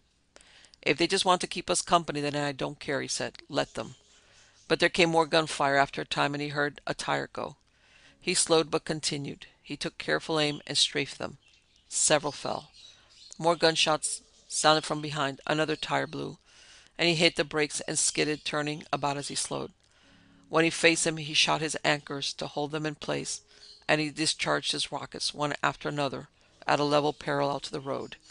He opened up with his guns and sprayed them as they veered off and approached him from the sides. Then he opened fire to the left, then the right.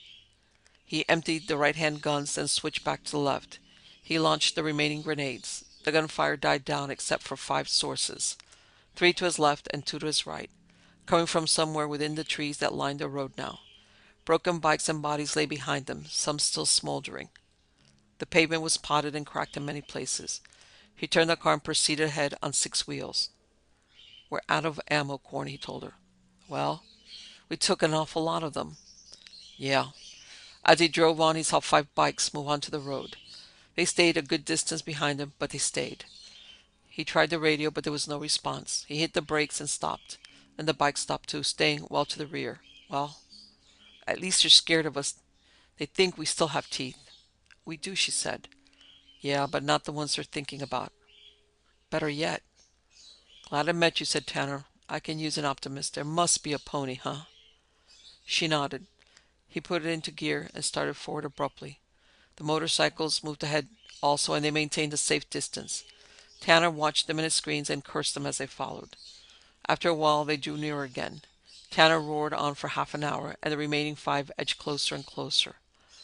When they drew near enough, they began to fire, rifles resting on their handlebars. Tanner heard several low ricochets, and then another tire went out. He stopped once more, and the bikes did too, remaining just out of range of the flames. He cursed and ground ahead again. The car wobbled as he drove, listing to the left. A wrecked pickup truck stood smashed against a tree to his right, its hunched driver a skeleton, its windows smashed and tires missing. Half a sun now stood in the heavens, reaching after 9 o'clock.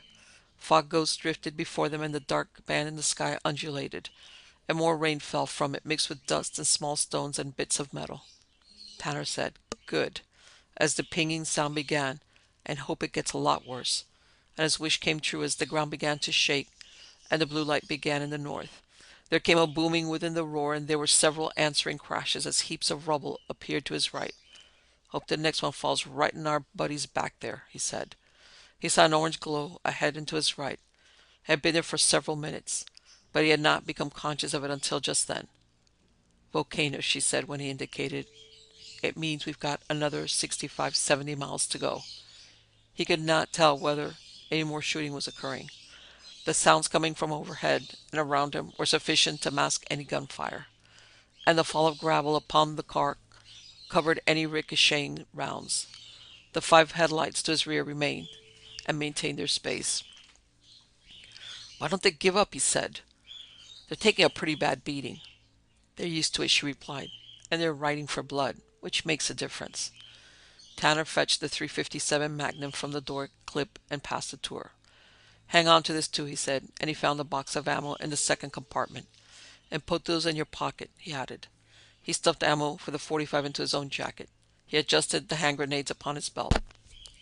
Then the 5 headlights behind him suddenly became 4, and the others slowed, grew smaller. "Accident, I hope," he remarked. They sighted the mountain, a jagged top cone bleeding fire upon the sky.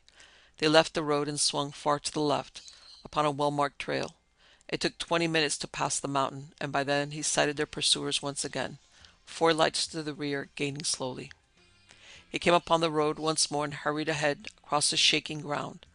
The yellow lights moved through the heavens, and heavy, shapeless objects, some several feet across, crashed to the earth about them. The car was buffeted by winds, listed as they moved, would not proceed above 40 miles an hour. The radio contained only static.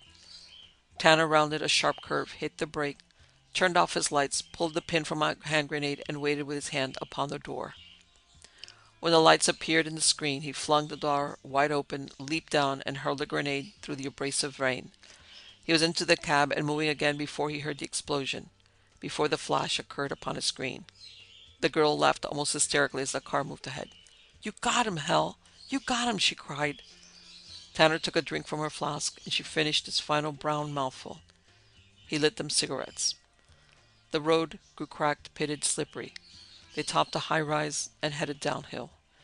The fog thickened as they descended. Lights appeared before him, and he steadied the frame. There were no hostilities, however, as he passed a truck headed in the other direction. Within the next half hour he passed 2 more.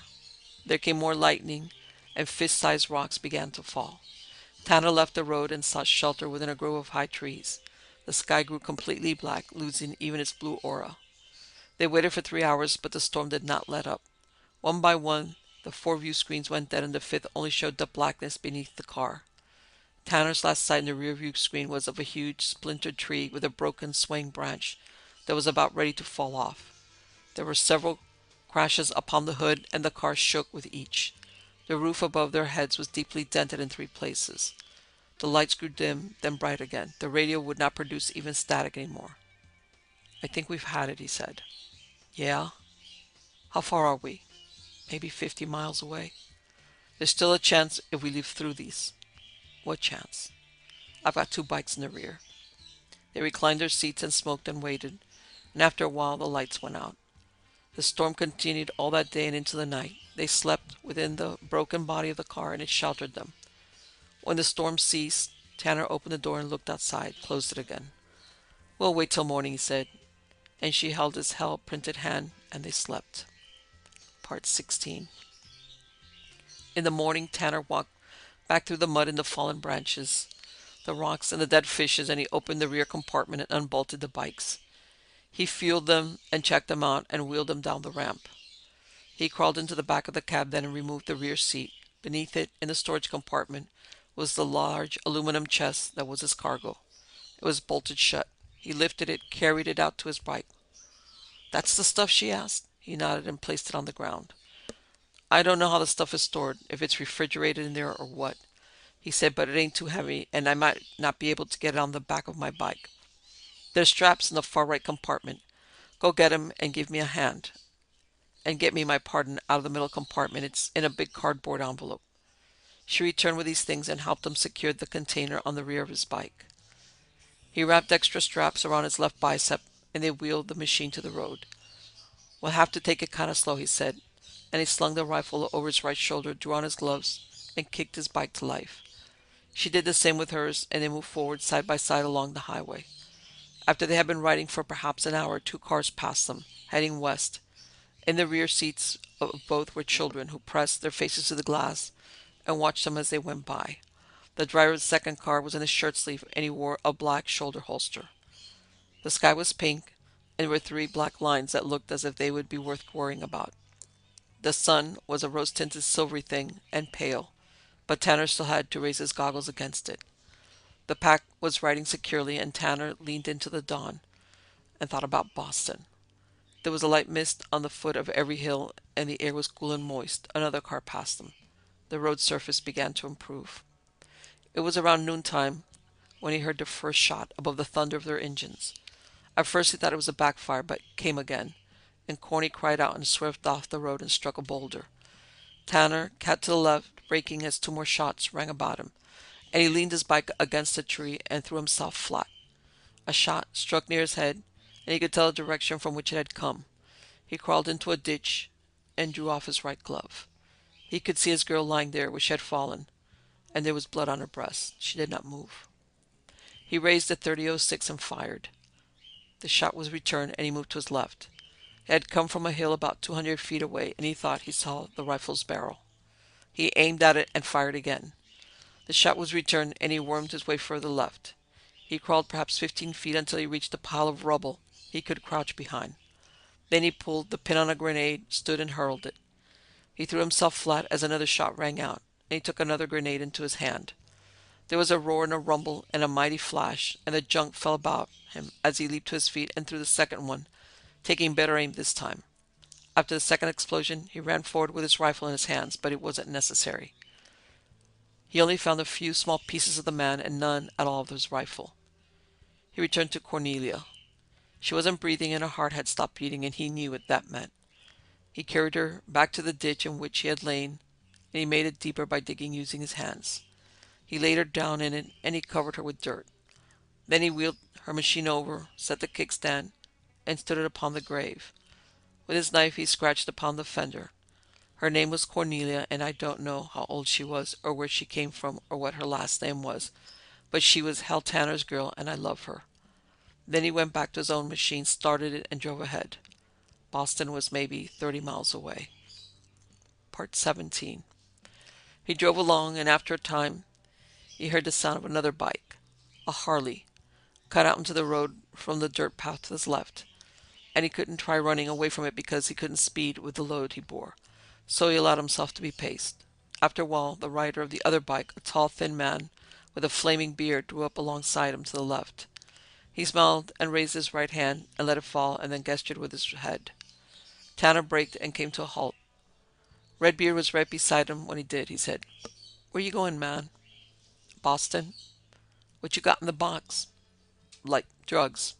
"What kind?" And the man's eyebrows arched and a smile came again onto his lips. "For the plague they got going there." "Oh, I thought you meant the other kind. Sorry." The man held a pistol in his right hand and he said, "Get off your bike." Tanner did this, and the man raised his left hand, and another man came forward from the brush at the side of the road. "Well, this guy's bike about 200 yards up the highway," he said, "and park in the middle, then take your place." "What's the bid?" Tanner asked. The man ignored the question. "Who are you?" he asked. "Hell's the name," he replied. "Hell Tanner." "Go to hell." Tanner shrugged. "You ain't Hell Tanner." Tanner drew off his right glove and extended his fist. "There's my name." I don't believe it, said the man, after he had studied the tattoo. Have it your way, citizen. Shut up. And he raised his left hand once more, now that the other man had parked the machine on the road and returned to a place somewhere within the trees to the right. In response to his gesture, there was movement within the brush. Bikes were pushed forward by their riders, and they lined the road, 20 or 30 on either side. There you are, said the man. My name's Big Brother. Glad to meet you. You know what you're going to do, mister? I can't really just about guess. You're going to walk up to your bike and claim it. Tanner smiled. How hard's that going to be? No trouble at all. Just start walking. Give me your rifle first, though. Big Brother raised his hand again, and one by one the engines came to life. Okay, he said. Now. You think I'm crazy, man? No. Start walking. Your rifle. Tanner unslung it, and he continued the arc. He caught Big Brother beneath his red beard, and he felt the bullet go into him. Then he dropped the weapon and hauled forth a grenade, pulled the pin, and tossed it amid the left side of the gauntlet. Before it exploded, he'd pulled the pin on another and thrown it to his right. By then, though, vehicles were moving forward, heading toward him. He fell upon the rifle, and he shouldered it in a prone firing position. As he did this, the first explosion occurred. He was firing before the second one went off. He dropped 3 of them, then got to his feet and scrambling, firing from the hip. He made it behind Big Brother's fallen bike and fired from there. Big Brother was still fallen too. When the rifle was empty, he didn't have time to reload. He fired the .45 4 times before a tire chain brought him down. He awoke to the roaring of the engines. They were encircling him. When he got to his feet, a handlebar knocked him down again. 2 bikes were moving about him. There were many dead people upon the road. He struggled to rise again, was knocked off his feet. Big Brother rode one of the bikes, and a guy he hadn't seen rode the other. He crawled to the right, and there was pain in his fingertips as the tires passed over them. But he saw a rock and waited till a driver was near. Then he stood again and threw himself upon the man as he passed, the rock he had seized rising and falling once in his right hand. He was carried along as this occurred, and as he fell, he felt the second bike strike him. There were terrible pains in his side, and his body felt broken, but he reached out even as this occurred and caught hold of a strut on the side of the bike and was dragged along with it. Before it had even been dragged 10 feet, he had drawn his SS dagger from his boot. He struck it upward and felt a thin metal wall give way. Then his hands came loose and he fell and he smelled the gasoline. His hand dove into his jacket pocket and he came out with a Zippo. He had struck the tank on the side of Big Brother's bike, and it jetted forth its contents on the road. 20 feet ahead, Big Brother was running. Tanner held the lighter with the raised skull of enamel wings on either side of it. His thumb spun the wheel, and the sparks leapt forth, and the flame. He tossed it into the stream of petrol that lay before him, and the flames raced away, tracing a blazing trail upon the concrete. Big Brother had turned and was bearing down upon him when he saw what had happened. His eyes widened, and his red-framed smile went away. He tried to leap off his bike, but it was too late. The exploding gas tank caught him, and he went down with a piece of metal in his head and other pieces elsewhere. Flames splashed over Tanner, and he beat at them feebly with his hands. He raised his head above the blazing carnage and let it fall again. He was bloody and weak, and so very tired.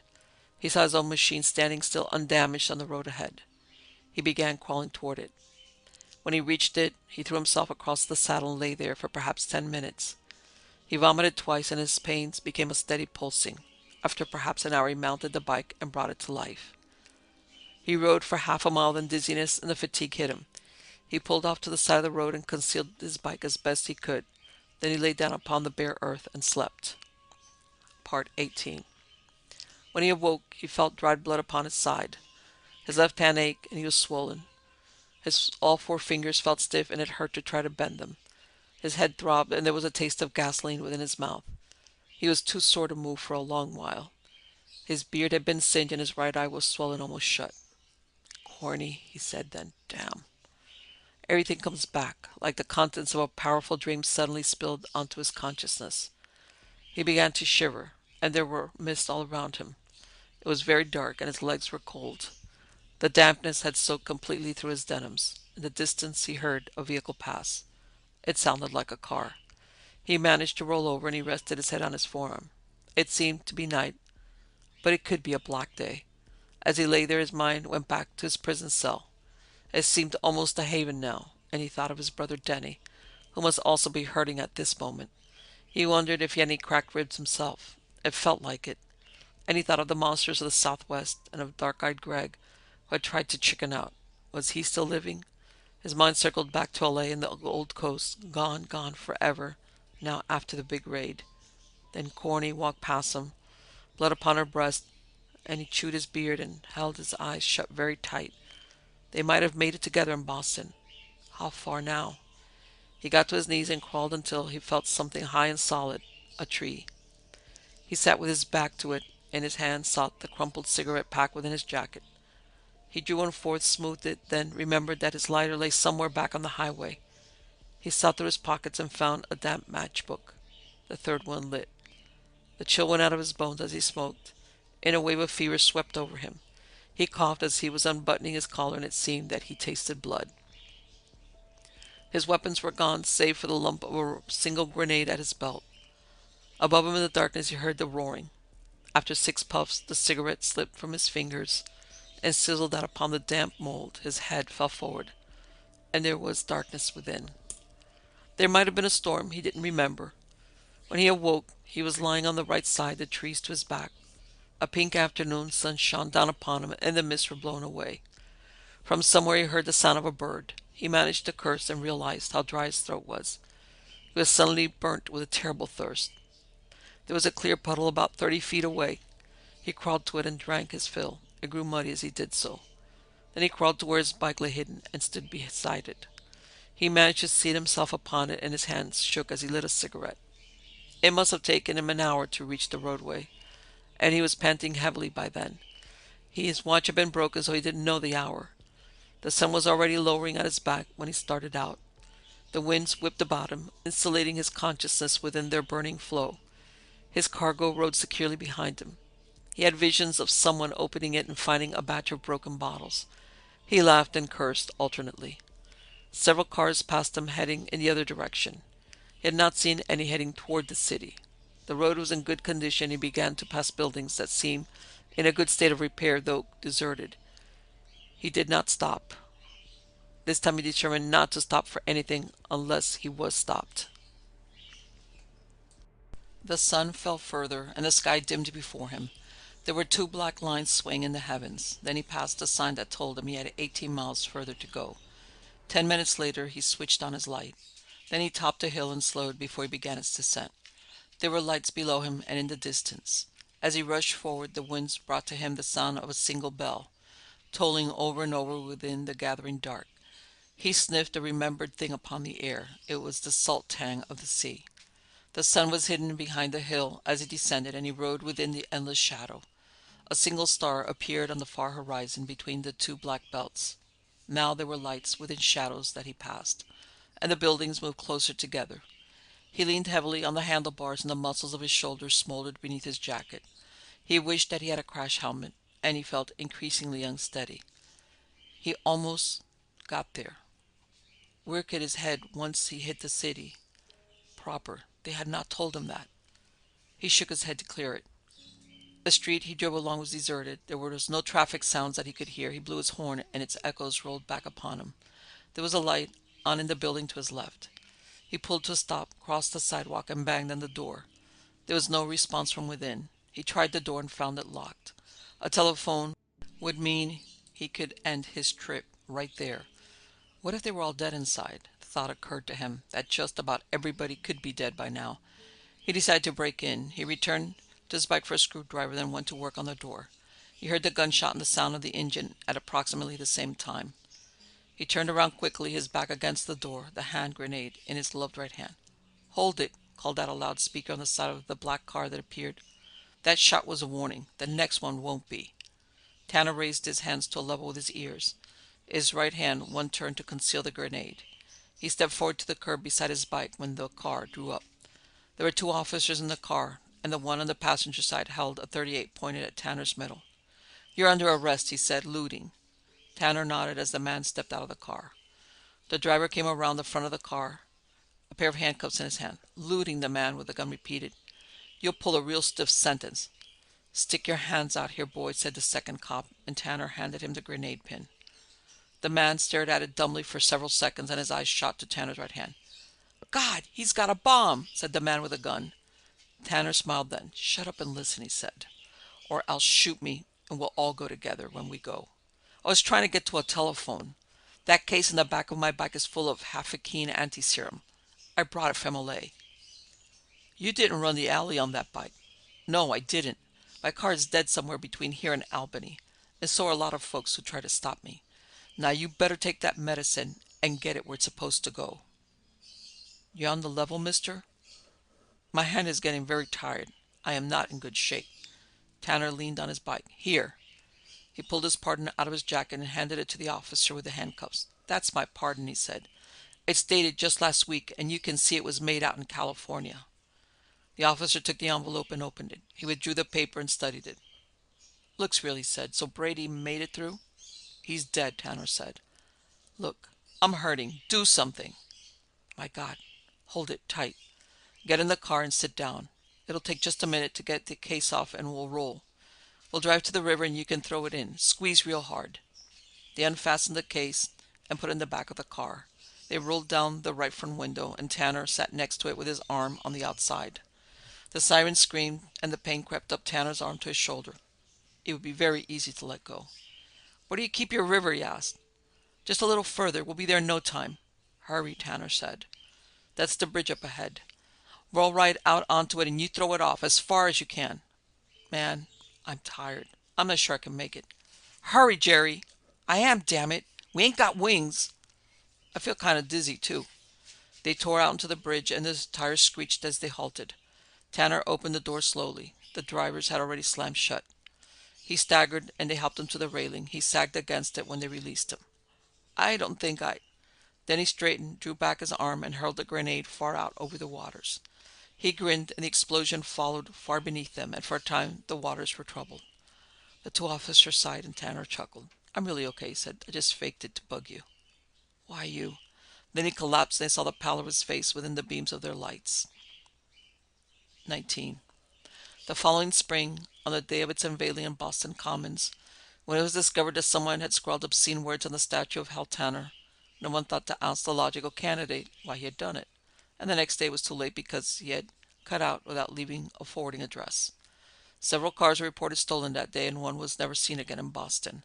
So they revealed the statue bigger than life astride a great bronze Harley, and they cleared him up for hope for posterity. But coming upon the common, the winds still break about him and the heavens still throw garbage.